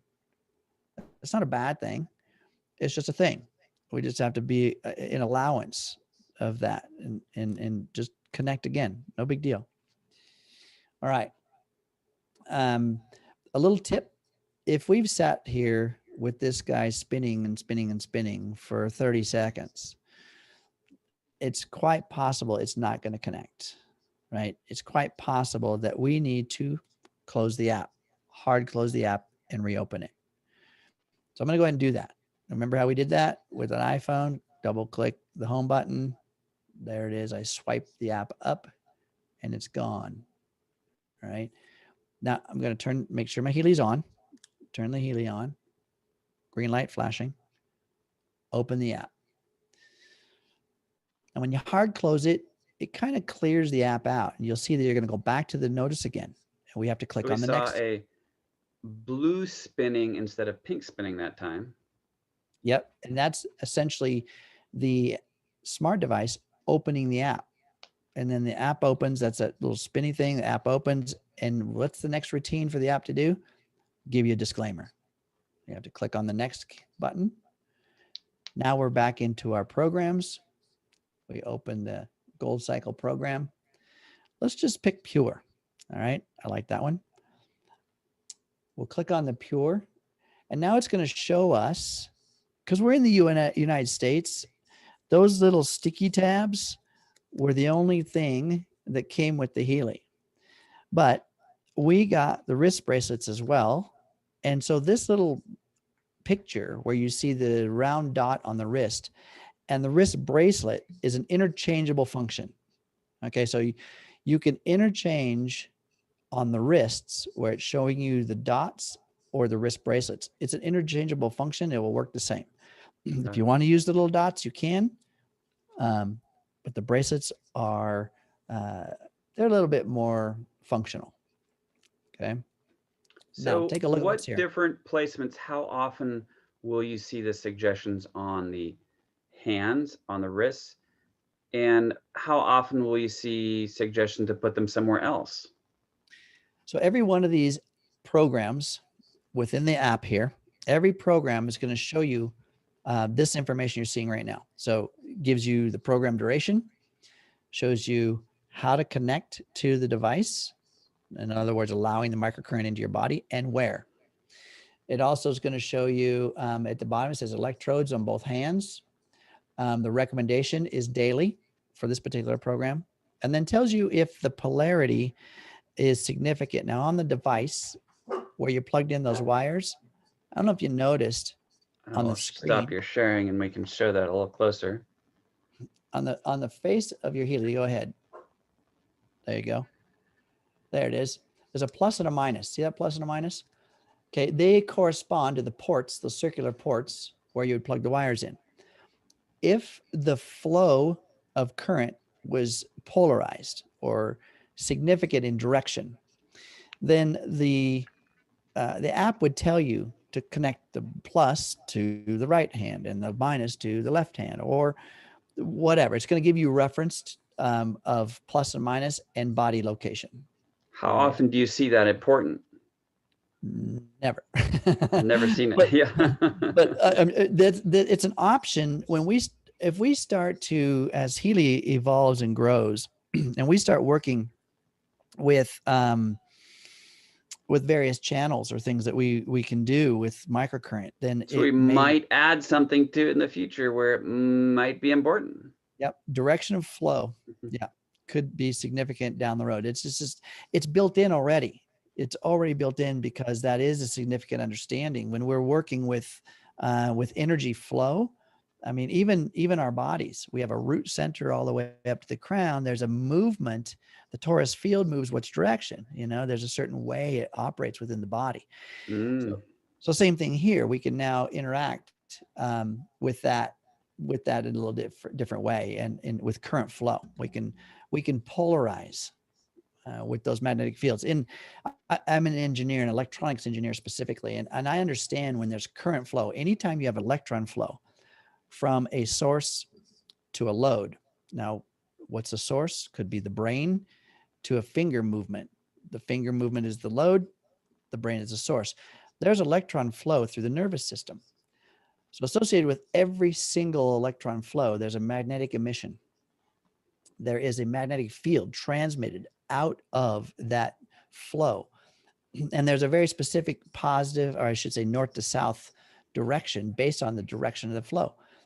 So this is a really cool phenomenon and very significant when we start to deal with polarized current flow within the body, and that direction being a very defined direction when we're trying to work with magnetic fields or torus fields, right? So just know that that's already built in. So I'm going to pause and recap again. So we do this occasionally. So step one, download the pink app, right? Charge your device for at least 90 minutes. Okay. Turn on open the app. You may need to initially scan it, the QR code in the back. If you've done that previously, then it may just allow you to connect. Occasionally, it may not do it like that. There's a couple different, maybe 4 different ways to get it going. Maybe you need to hard close your app on your phone. Try again. Sometimes that won't work. Sometimes you might need to, what's this, rebooting the app? How often do you need to reboot your app? Yeah, hard close the app and reopen it. Anytime there is a connection error, Right. then hard close the app and reopen it. How about, do you ever need to, so you might need to hard close the app and reopen it. How about rebooting the device? So that's another thing we want to bookmark here within the video is actually how do you, what we call hard reset the device. And there is a function that the device has, which is called a hard reset. And that is a very distinct press and hold of the power button. Now, my insight is you're going to have to press this much harder than you would think for a little device. Okay. You're like, I'm going to break it. You're not going to break it. Right. I had a woman with rheumatoid arthritis in her hands who could not hard reset her device. She wasn't strong enough. Okay. She couldn't. So when I'm pushing this, if I push it soft, the button doesn't go in. I don't know what kind of, how this is set up, but I'm 20 seconds, right? I'm waiting. Boom, there. Solid light. That means I just rebooted it. Yep. And right? that solid light comes on while he's holding that button down. The solid light comes on, and then you release the button, and the solid light will stay on for a few seconds. And when that solid light goes off, then it's hard reset. It basically, the device is reset. So Now if there were start any, it again. Yep, you can start it right back up, and now it's running again. But if there were any issues with the device connecting, people are having troubles with it connecting, people are having troubles with it charging incorrectly, all that stuff, that's all fixed or corrected by that hard reset. Okay. So those are some things. Hard close the app, maybe reboot the device. Sometimes people get results just by maybe turning the Bluetooth on and off on the phone. Sometimes that helps. Sometimes restarting your phone, right? And sometimes in a random order of all this together, right? So what I'll do is I'll give you a very distinct sequence in which we can, and we'll bookmark this in the video too, that you can go to this very distinct sequence of essentially starting at ground zero. Perfect. Right, starting at ground zero. So we'll make sure and get into that a little bit later in the video. Okay, let's do that. So let's go back to screen share your device again. We're in the program. We're gonna start the program. We're hooked up. We're ready to go. What do we do now?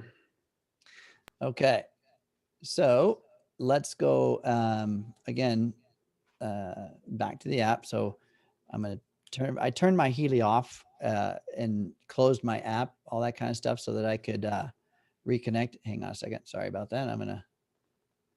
There we go. All right. So this is what you see. This is a normal screen, and you see the little blue thing turning. You see the disclaimer. Click on the next. Now we're at our programs. All right. That was quick that time. Easy. Yeah. So this is, see how as we get to be familiar with this, you'll see certain things and know when to close the app and all that kind of stuff. It's pretty, you'll get to know your device. All right, let's go back to the gold cycle. We're going to choose pure.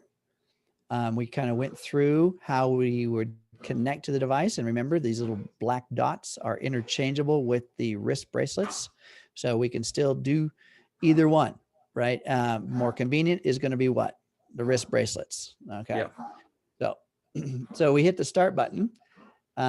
Basically the app is always going to show us, when we begin the program, it's going to show us all this information: the name of the program, duration, how to attach, frequency of use, and if it's polarized. Hit the start key. And what happens next is there's a very quick, rapid flash of the green light and the blue light. What's happening right now is you see a progress bar across your screen. And So I'm there's also that. loading a program on mine right now. So that's Okay. what. Yep. So this is the load function. This is what it looks like normally. There is data being transferred from the app to the Healy memory. Within the Healy, there's a memory to store this program. When it's done, you'll see this. All right. The green light goes back to flashing at a slower rate. The blue light continues to flash because that's our Bluetooth signal. And we start getting interaction between the app and our program, our Healy. So there's interaction here. It's basically the app right now is just a monitoring device. It's just showing us what's going on within the program. Okay, it's just showing us what's going on. The entire program is already loaded on the Healy and running, and then you can feel the microcurrents going through the wrist bracelets. So we don't really have to do you always feel the microcurrents? You don't always feel it. In fact, it's not necessary. In fact, it's better to not feel it. The significance of understanding whether we're getting a flow or not. Now, flow meaning there's microcurrents flowing through the body, and there is the frequencies being carried into the body on that microcurrent. And then there's that checks and balances we talked about earlier, where the frequency is resonating with the body. The body is giving feedback to the app to say that, yep, it's this is a good frequency. It's actually giving feedback to the Healy. It doesn't need the app to do this. It's doing it through the Healy itself. So there's this interaction, this checks and balances between the frequency that's going into the body and how the body's responding to the frequency. And then there's information being sent back to the Healy to say, you know, good, bad, indifferent. And then the Healy makes all the adjustments. It picks, the cool thing is like this Pure program has, I don't know, somewhere about 400 different frequencies it can choose from, 300 to 400. But my body may be needing certain frequencies to align with the Pure function. Okay. And Steven's, yours might be different. So we may not see the exact same frequencies pop up on the screen right there. The top of the screen you're seeing. Remember I told you the notification thing that every 8 to 10 seconds is going to show up. So at the top of the screen, you're seeing the frequency being displayed right now. Then it changes. Now it's a new frequency. Your phone would be giving you notifications this often. So this is why we turned that off. So there's another frequency that just popped up. So frequency after frequency after frequency within the Pure protocol, the protocol of this program, what its purpose is. There's a listing of frequencies that's within the program, and Healy will choose those for you. It's an AI system. It's automatically doing it based on the resonance in your body, unique to you. Yeah. So yours might be different than mine. What you're seeing on the screen there, you're seeing the remaining time in the program of 49 minutes. You're seeing the actual frequency being implemented into my body. And then you're seeing like a red dot going around a circle with a tail. The tail right now is white. That's signifying that Healy is picking up flow from one lead through my body to the other lead. It's picking up flow, current flow. And earlier when we used water or used the gel between the electrodes and the body, this is improving the connection to allow for this flow, to allow for this white indicator. Go ahead. So, yeah, one thing to understand is what we're talking about right here, the flow or the connection will be the second main point of frustration for people. Right? Step one, actually connecting the device, right? Remember, several different things to try, whether you're hard closing the app, rebooting the device, opening and closing the Bluetooth. May have to do that a couple times. Then you come to this and you're like, see, for example, look at this. I'm also running Pure, and I don't know if you can tell, mine is in the black. Interesting. Mine is in the black, but his is working, right? Even his will, if you'll notice, his is even working when his frequency is lower than mine, right? Sometimes I'll find like if the frequency drops below 100, it will go from connected to not connected, right? So now one thing I do not hydrate well enough, and I just took a super hot bath, right?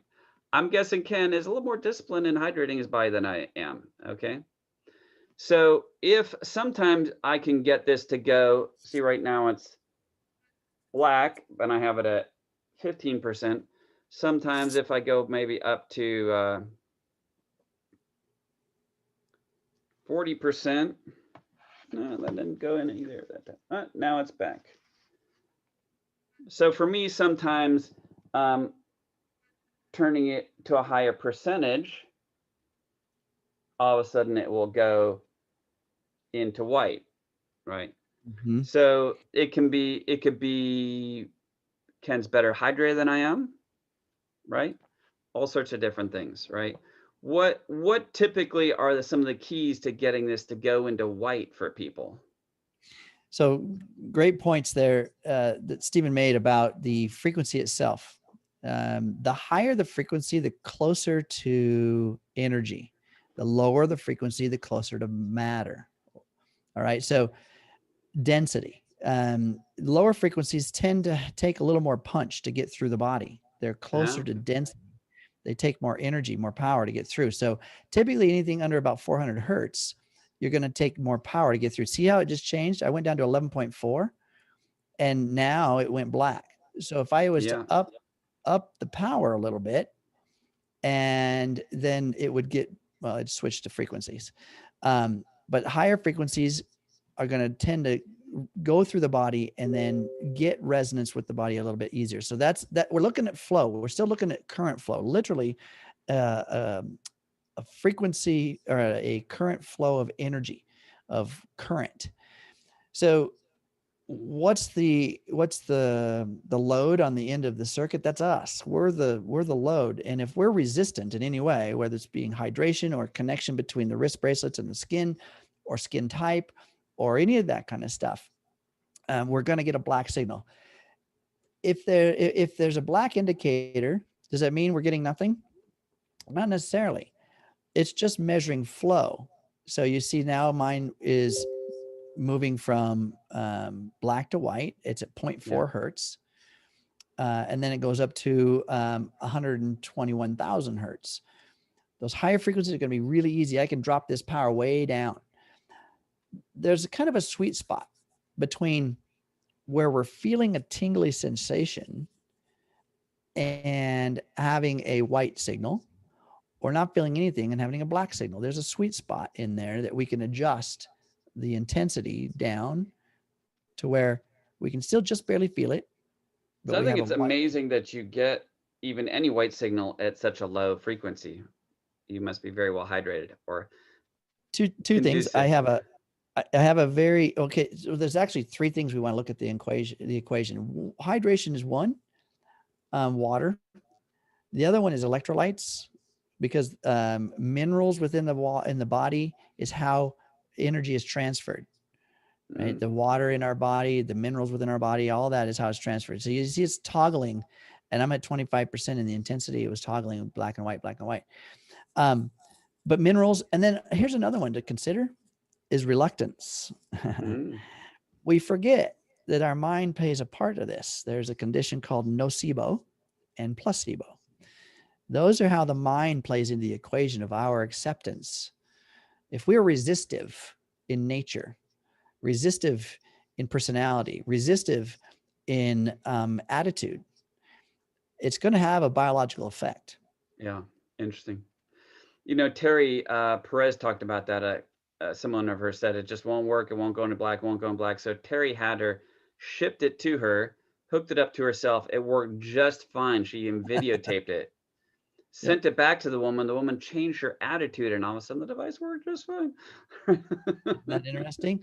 I mean, that's the key thing to understand, that we are part of the equation. It's hooked to us. It's not hooked to our neighbor. So we got to figure out how to make this work. So let's do this. I'm going to close your screen sharing, and I want to talk a bit about. Before you do, oh, sorry. Never mind. Okay, I was going to talk about progress there. for a second. Yeah, so we can talk, you can talk about it from mine if you want. Yeah, underneath that circle, that oscillating circle, you don't have a progress yet because it typically takes about 10 minutes or so before there's a progress, maybe Yeah. 15. So no worries. So I want to talk a bit about, maybe I've had my device for a while and all of a sudden I can't get it to connect anymore. I can't, no matter what I do, it won't go into white. It used to, it doesn't anymore. My device is broken. I'm gonna need to put in a ticket, right? What can Yeah. we do to hack this? Now, you've talked about this, Gray. It's like sometimes what we have to do on when things aren't working is isolate the issue. Does that make sense? Sometimes when people have issues, I'm like, well, try running it on an Android instead of an iPhone, right? Then if it's a problem with both, then you know it's the device. If it works on the Android but not the iPhone, now you know where in what part of the team the breakdown is. Okay, so I want to give you, for example, look at my wrist. See, I have two sets of bands that look the exact same. The bands on here are my bands. These bands are my wife's bands, right? You notice I have it on my wife's bands right now. No connection issue whatsoever. I take the snap off. I put it on my bands. Boom. Won't work anymore. To get my bands to work, I have to use an excessive amount of gel. Why is that? I know it's not my device now, though, don't I? It's the bands, right? Also, sometimes what you might find is sometimes it can be the cords, right? These cords can sometimes be the issue, right? Yep. You have an extra set of cords. Try switching the cords out. Now, you showed me this cool thing of, say, for example, if I were to take, I'm like, is it me or is it the device, right? So if I took my bands off, right, what can we do? We can skip me and go directly to, let's just stick them right together. How's that? So if we do that and we have a connection, then it's like, okay, well, it does work, right? Yep. If I stick myself back into the mix and all of a sudden it's not working anymore, it's like either it's maybe a conductivity between me and my skin or my resistance or my hydration or something, right? Yep. That's how we do a hardware test. We do a hardware test and find out if somehow that some of the hardware, whether it be a wire that's damaged internally, we can't see that because you see these wires here. You know, it's just a white piece of, I don't know. I don't see any wires. What do wires look like? You know, normally it's like a piece of copper strand or something like that. I don't see any copper strand. It's actually inside this, but yet those copper strands could get broken inside this because we're active. We're moving around. You know, we bend these a lot and move them around a lot. So it could be that they get broken internally and we can't see that. So, so that's a good way to test your hardware, is to hook it all up and then just touch the bands together. There's another test that you can do when it comes to the sticky pads. You know, I did a video and I showed a little bit on the screen about using a butter knife. You know, you can use a standard kitchen butter knife. I don't have one handy right here, but I want to show you how to do that. Something myself. I'm like, I don't see anything here. Something that's metal conductive. Here, I'll tell you what. Yeah, I don't have anything handy. Here we go. Watch this. I'll take that metal. Yep. And it's a little harder when you're doing it with if you have the sticky pads. Yeah, that works. So we're just looking at completing a circuit, right? We're completing a circuit. And so if we have these little sticky pads and we have the sticky pads connected to our leads, and we have anything metal, you know, we have a pen that has a metal clip on it, and we touch those together on that metal clip. It's going to complete the circuit. I used a butter knife. I took these two sticky pads and stuck them to a butter knife on each side. Will the sticky pads just touching each other work? They will, but you touch them together, you're not going to get them apart. Right. They're super sticky. I can do it. Let's just touch just the edges of it like this, and yeah, you're still going to pull the goo apart. So too much goo. Got it. Yeah. It's better to just use something like a butter knife. But anyway, the point is eliminating us in the circuit to see if it's something to do with the hardware. And if the hardware is still functioning and you still get the white circle, that means it's not the hardware. It's something to do with us, and we need to start to research that. And as you mentioned too, you've got two sets of straps there. One works differently than the other. So as I was sitting here thinking about it, I think one thing I'm going to try and do is I put, electrode gel after electrode gel after electrode gel. I have a feeling I just need to clean them, and maybe there's some residual goo left over from electrode gel dries that is killing the conductivity of it. That's my thinking. Yeah, so. And I don't put any of the gel on the tab or the receptor site. I don't put any on there because that's a metallic connection that was designed to be intact just based on its mechanics. There is a specific mechanics, and there's two ways that a circuit is measured: one in the mechanical connection and two the electrical connection. And the button and the receiver tab on the wire have both. And so typically where our challenge lies is between the strap and the skin. I have found it on rare occasions that will help. Mostly if you're using an off-brand sticky pad, when you clip it on here, it's not really a firm snap. I mean, it technically holds on there, but it falls off easy. And sometimes using gel there's helped, but sometimes these don't, the tolerance isn't up to standard, and you're not getting the nice snap like here, like that's not coming off, right?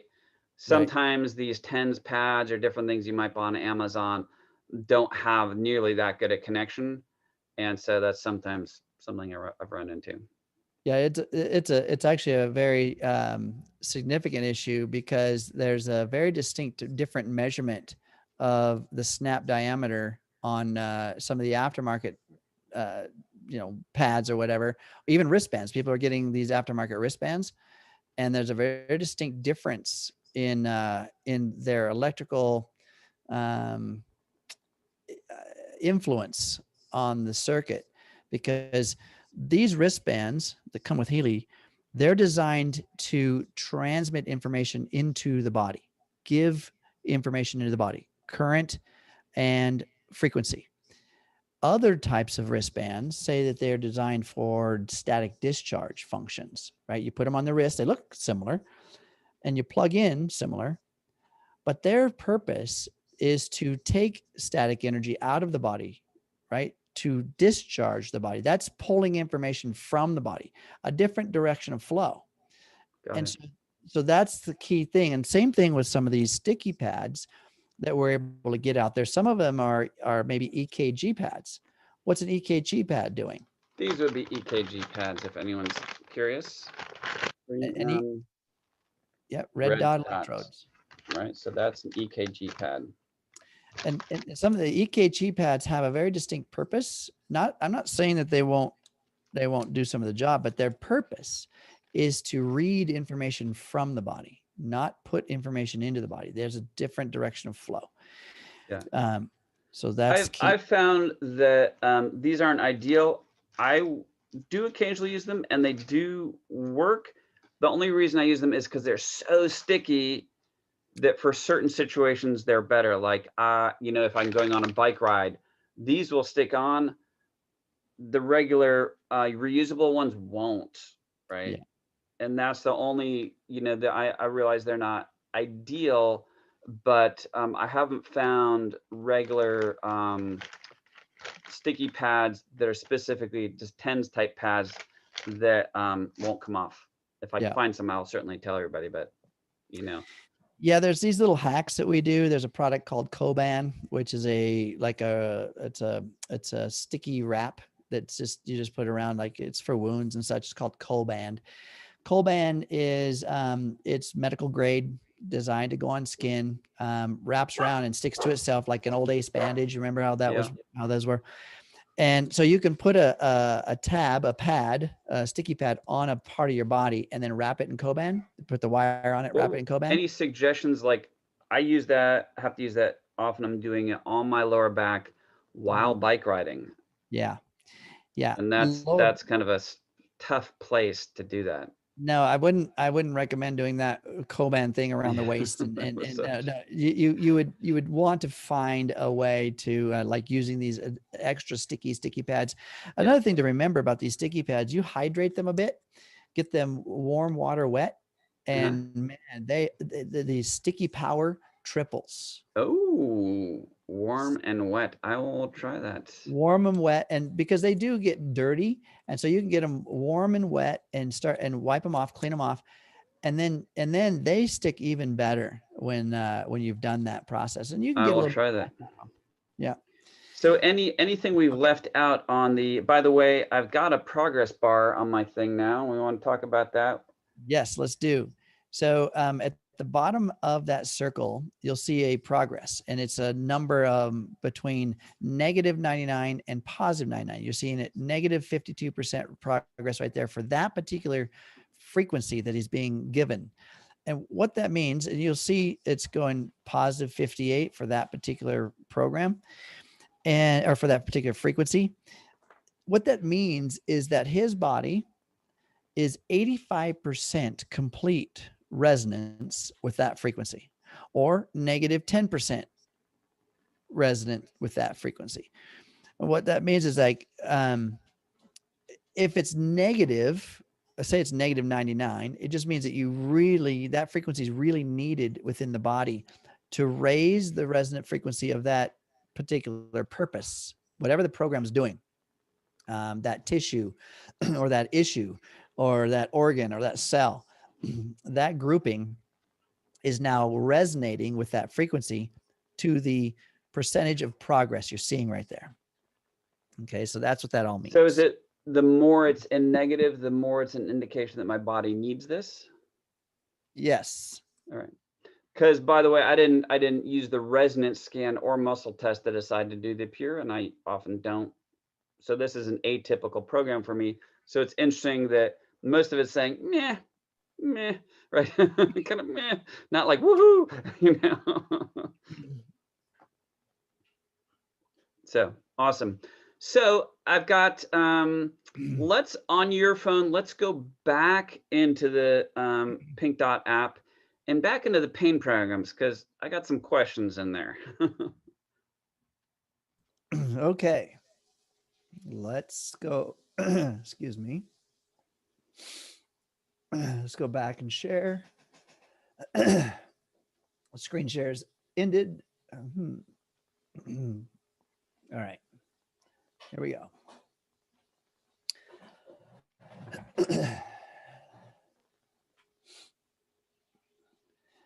All right, so got to go back to the Pink Dot app. Where is it? Right there.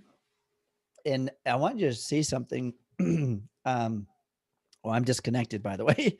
No wonder I'm getting black. Even though I shut the app off, the Healy was still running the whole time, right? So when I open the app back up, it goes right back to the elapsed timer, right back to the exact function, whatever it was that was supposed to be happening within the app in that period of time. It goes right back to monitoring what was happening. So pretty cool. Like I said, everything is loaded on the Healy. It's all happening from the Healy. You don't need the app. You can actually close it.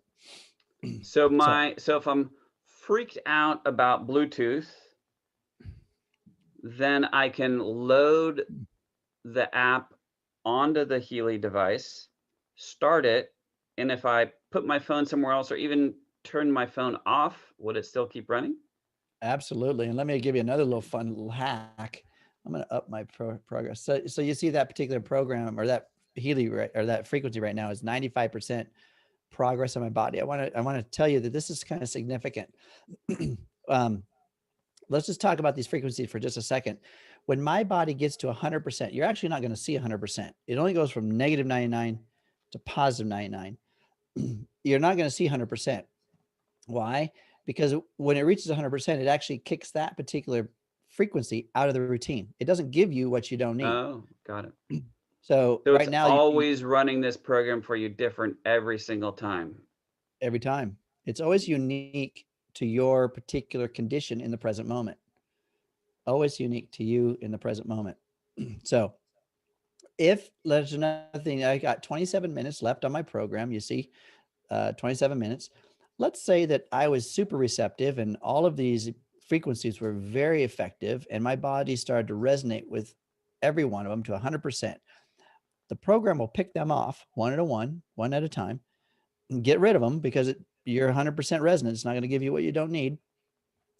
And suddenly there's no frequencies left to give you, and you still have 27 minutes left. Well, the program will just stop because it's done its job. I mean, Oh, interesting. that's kind of cool, right? Now, And that's never happened. that significantly sets us apart from anything else out there, right? No other device, program, nothing's smart like that, reading you all the time to see actually how you're doing with this, right?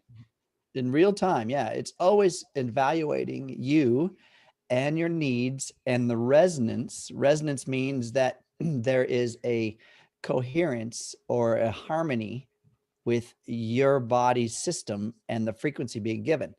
And once you get to full harmony, full resonance, that particular frequency is done. It's done its job, and you'll feel the effects of it.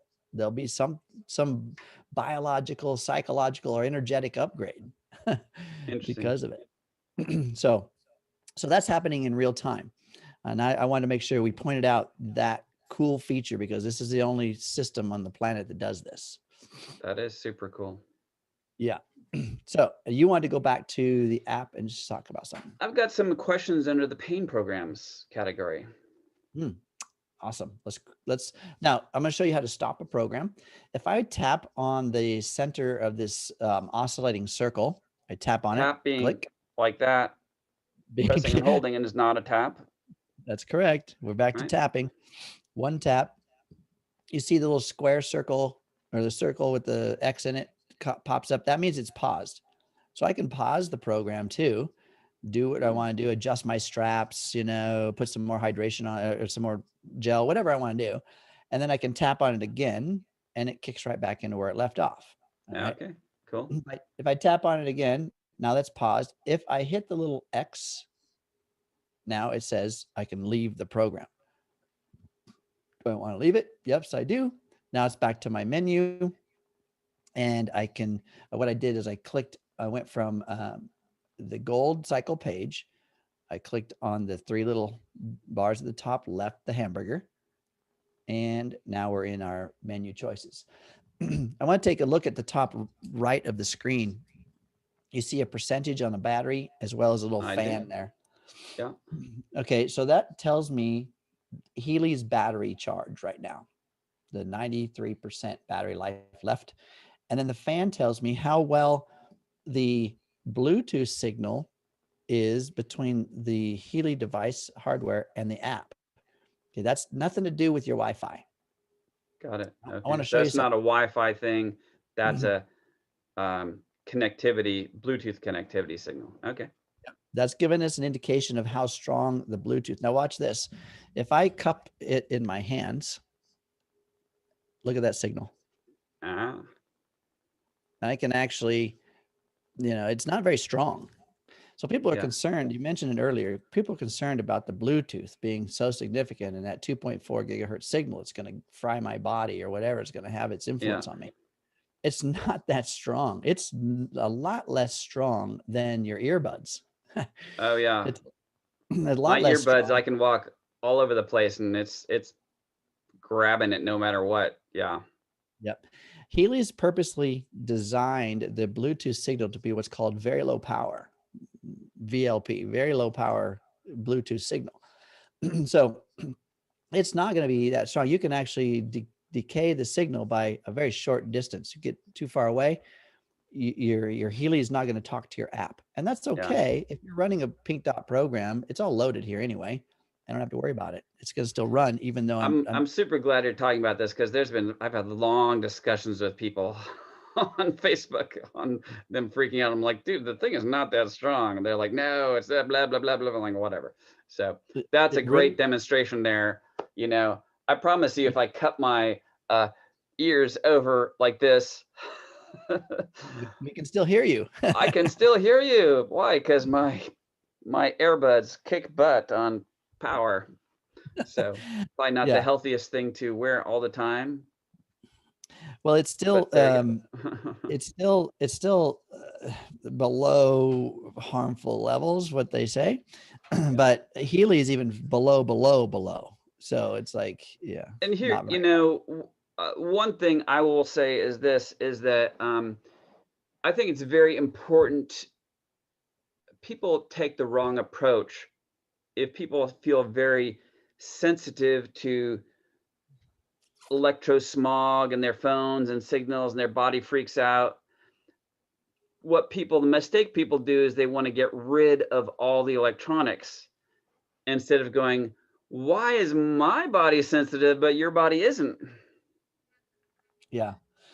It's because your body's in balance, my body is not. And what does the Healy device do really well? Put people's bodies back in balance, right? That's the really important thing. So I wear earbuds. I'm around electronics all the time. Never in the scan does it show up electrosmog or cell phone or anything. Not ever once, period. Never. Because I'm a healthy, very balanced person, you know. So anyways. And that's because of the things you do behind the scenes. I mean, there's certain things that we do behind the scenes, and part of what we talked about earlier was the self-care protocol that has to be part of our regimen when we're doing this work with Healy. It's got to be part of our regimen. So I got some questions here. This is a little confusing. Two things are labeled. The rest are like numbers, and I don't understand what programs. Some stuff came up in the resonance, told me to go into the pain program. I show up here to run the program, and I got no stinking idea what's what, right? Yeah, and if you can read these hieroglyphics, like you can see the one little picture kind of has a picture of a tooth in it, that number 3. Yeah. So you might think that has something to do with tooth or jaw or whatever. And you see the other one that kind of looks like a bone in a socket, might be something to do with the number 4. Might be something to do with a joint, right? And then another, I don't have any idea what those are, right? So there is a document that is available to describe what these are based on the Roman numbers. Right. And we can probably could we share a picture of that document linked in this video? Yeah, we should be able to. It's in the back office, and so there's I actually have. Let's see. Yeah, so there's a couple things people can do. We can share a picture of this that actually has our correct programs written out. You can also, if you go to your manual, you'll notice in the manual under the pain local stimulation category and description, it will describe all the different programs, right? And when you look at the numbers, it will tell you what all these programs are.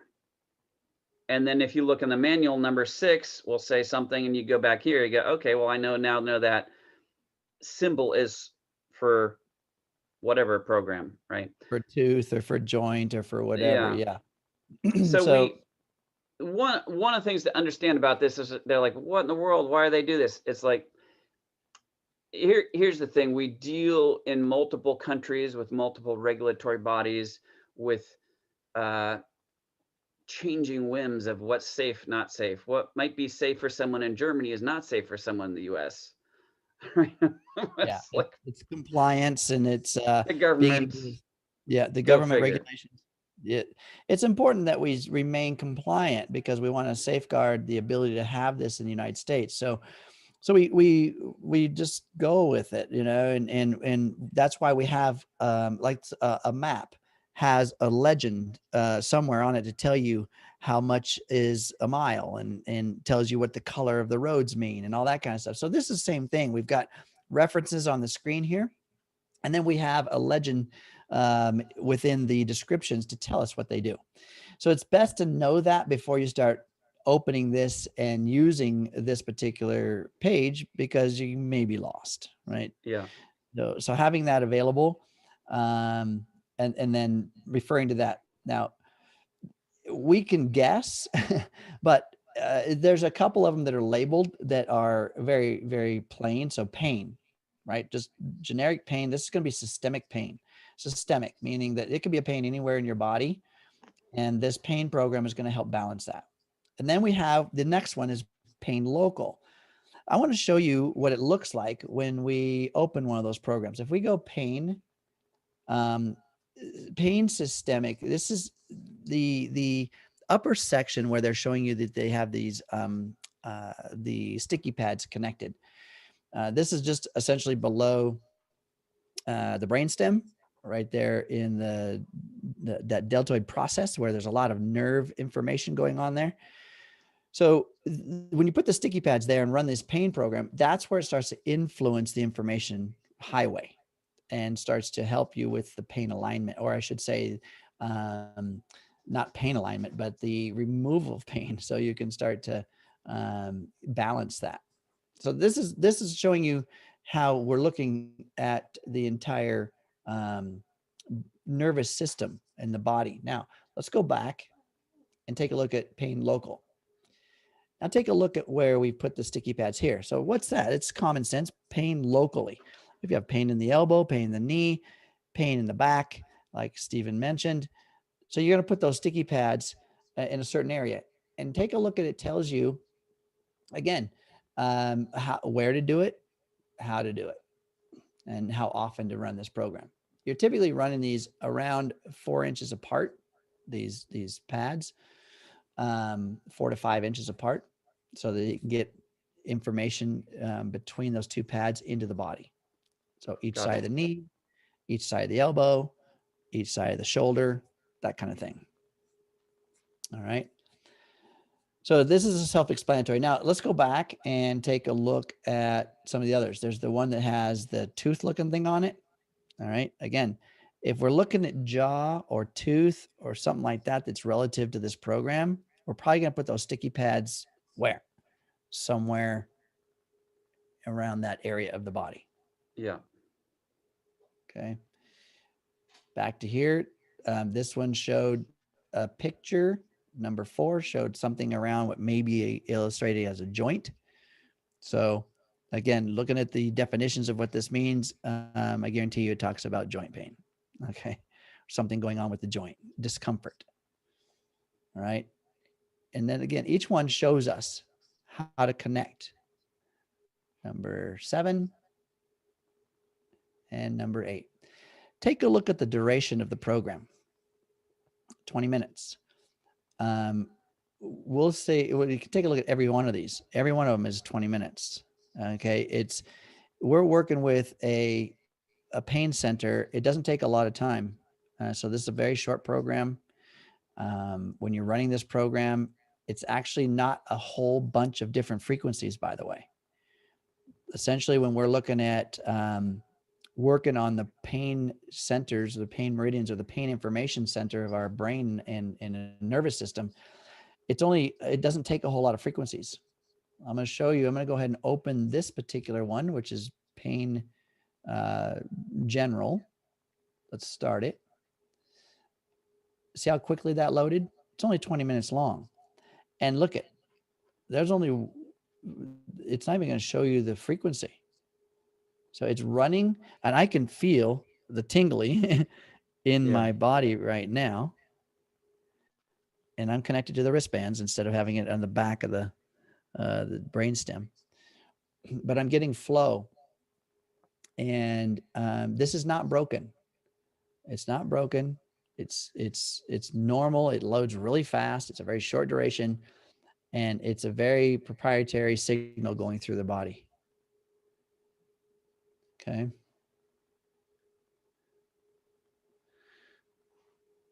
All right. I'm going to get out of that one. We'll just try a different one. That's one of the local stimulations. See how quickly that loaded? There's not that long progress bar. Why?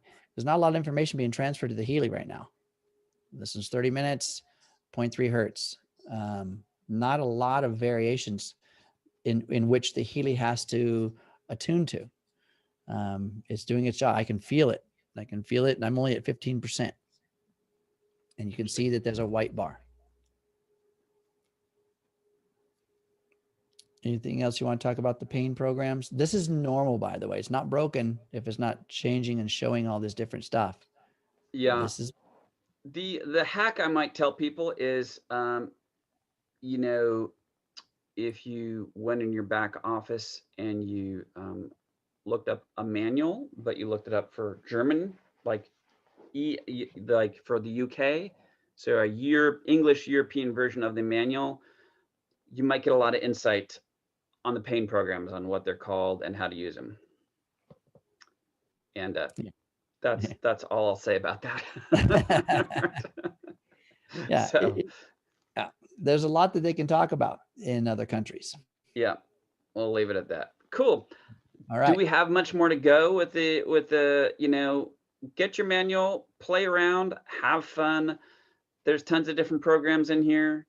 Bioenergetic balance and meridians and fitness and all sorts of things. Look at the descriptions, try them, have fun. One thing I want to show you, based on the different editions, we have the 4 different editions of the Healy. You have the gold, you have the holistic, you have the holistic plus, and you have the resonance, right?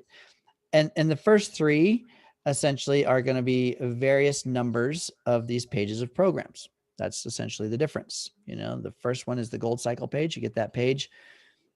You also get eventually, you see the word deep cycle down there? Yeah. So you're also going to get deep cycle. That comes with every one of the editions. So it's an additional page that has 12 programs on it. Look at the various descriptions. Great programs designed specifically for body alignments and balancing. So great stuff there. That's going to come with the gold page as well. Healy created a very distinct page called the Bioenergetic Support, and one program on there called Bioenergetic Boost. And it's made to do just that, bioenergetically boost the body. What is the bioenergetic systems? Everything, including our immune system, right? A very important system that the body utilizes to fight off or to protect itself. So this particular page was created and given free to everyone. In the spring. It was when done you're told in the to spring. stay in your house and it's not for claustrophobia. How's that? And it was initially launched in Asia, by the way, to that market first for a specific reason, and then given globally as the need spread globally. Okay, Yeah. so perfect. So now we have that. All right, so that's pretty cool. And then, as mentioned earlier, the therapist TAN page, the therapist page, if you were to work with a time waiver therapist, they would custom build you programs and load them to your Healy app right here. Every edition has this page. So every edition has the ability to seek additional, very specific help from the therapist. There's many time waiver therapists that work and help you. So that's a great gift.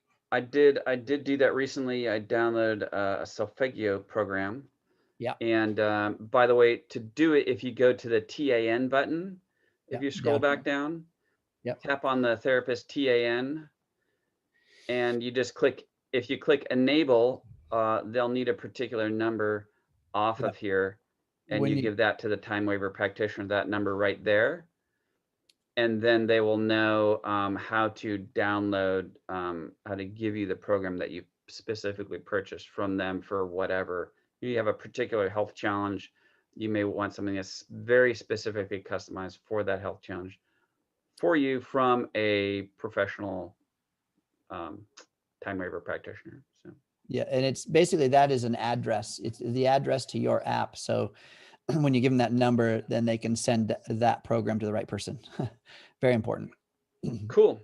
So let All me, right. before we finish with the pink dot, I just want to go over how to find and download the app on Android, if that's your situation. So to do that, I'm going to stop Ken sharing.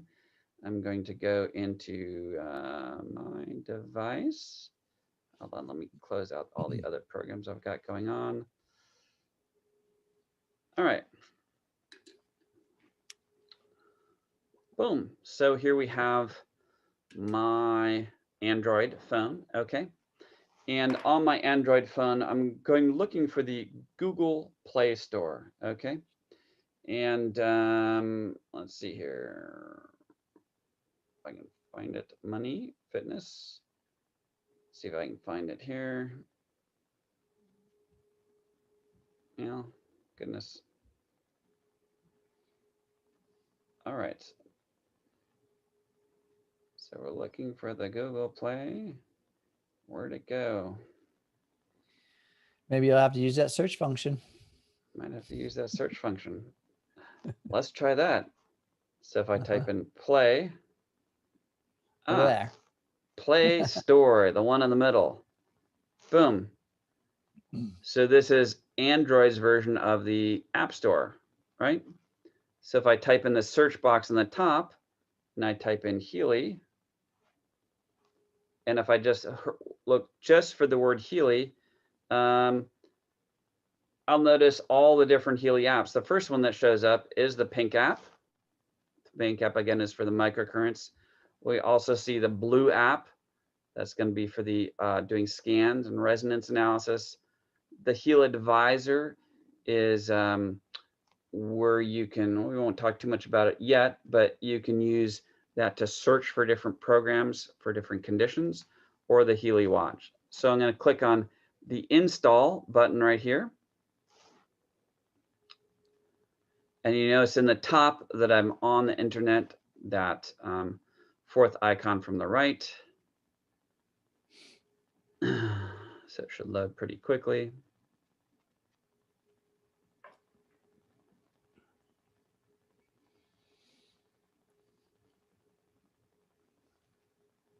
And then boom, open it. Yes, I want to allow it to do all that good stuff and to take pictures. Yes. And if I go allow only when using the app, that should be just fine. All right. Now I'm also, let's see, we're going to shut it off from this other device here. Next.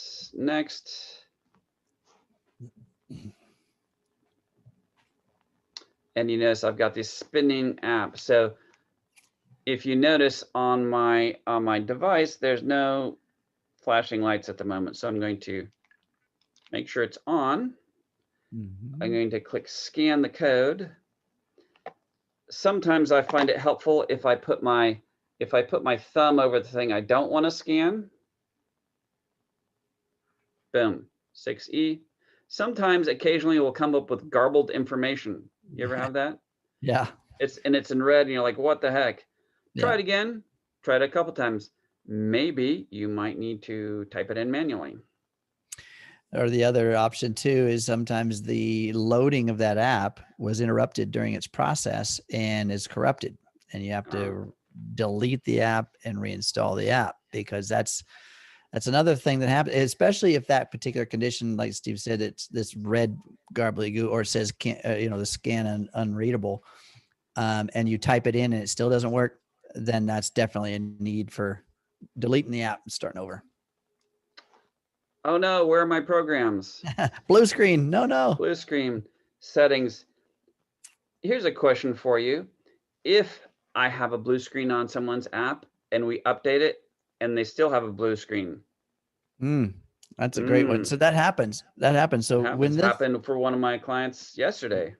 Yeah. Yeah, when the device is purchased and then it is getting ready to be shipped, they scan the barcode that's on the side of the box and assign it to you, and then it gets shipped out to you. And then when you get it, there's an alignment. Now, if they miss that little bleep, bleep, or whatever, they miss that process and just wind up shipping it to you, then your device comes unactivated, which means you have to put in a CS ticket to get it activated through our customer service department.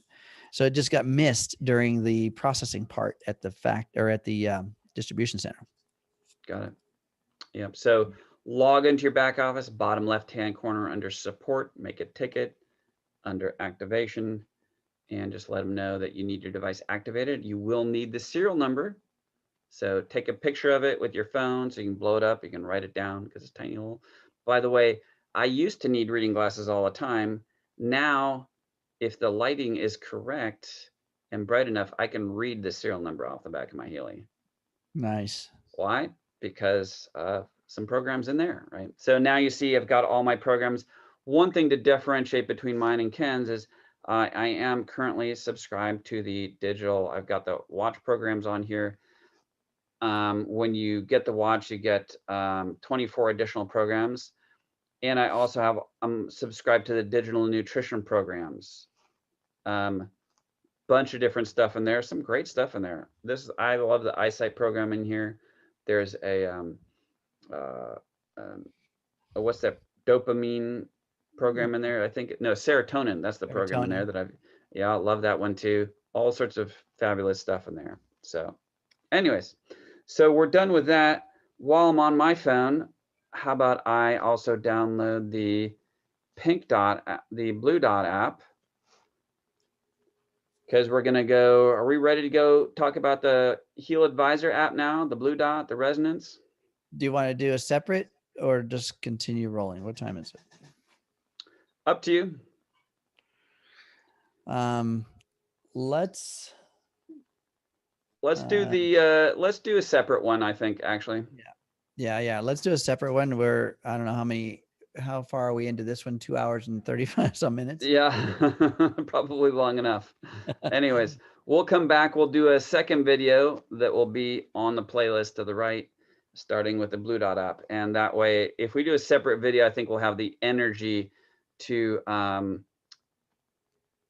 do a nice, long, thorough one on that. So yeah, but the Blue Dot app, I mean, that's kind of a super cool. That brings everything to a next level. You thought some of this interaction with the Pink Dot was cool.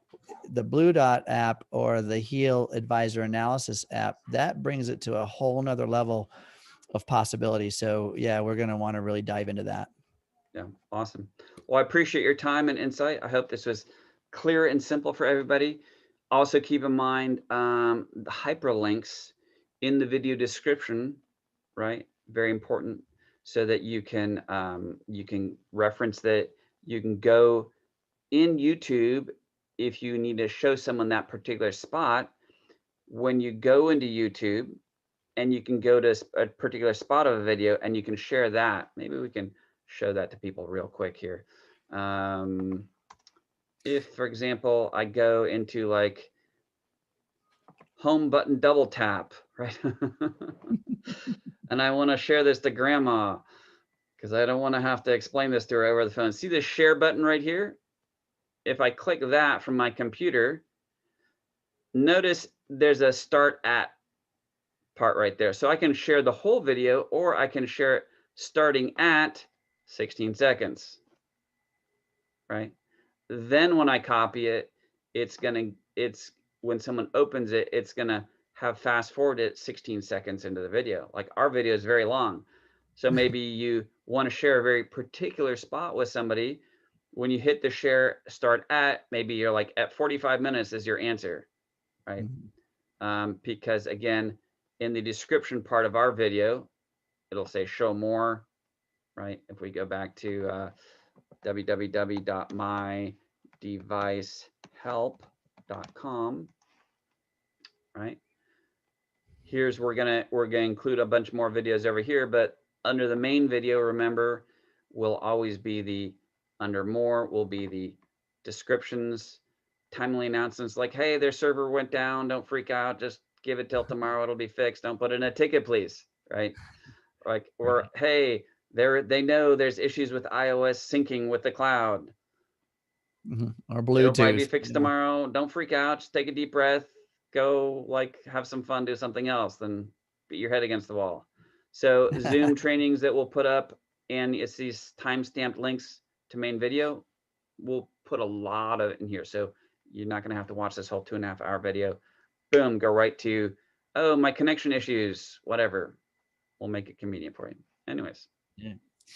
I know you guys are That's going to it. want to watch this a couple of times, of course, but you know, 2.5 hours, that's a lot of time to hang out with Yeah. us, but I enjoyed it. Hopefully you guys will enjoy it. It flew past. Hopefully this will be one simple video for everyone. Really simplify it and keep everything in one spot on mydevicehelp.com. So anyways, Right on. bless you. All right, Stephen, thank you.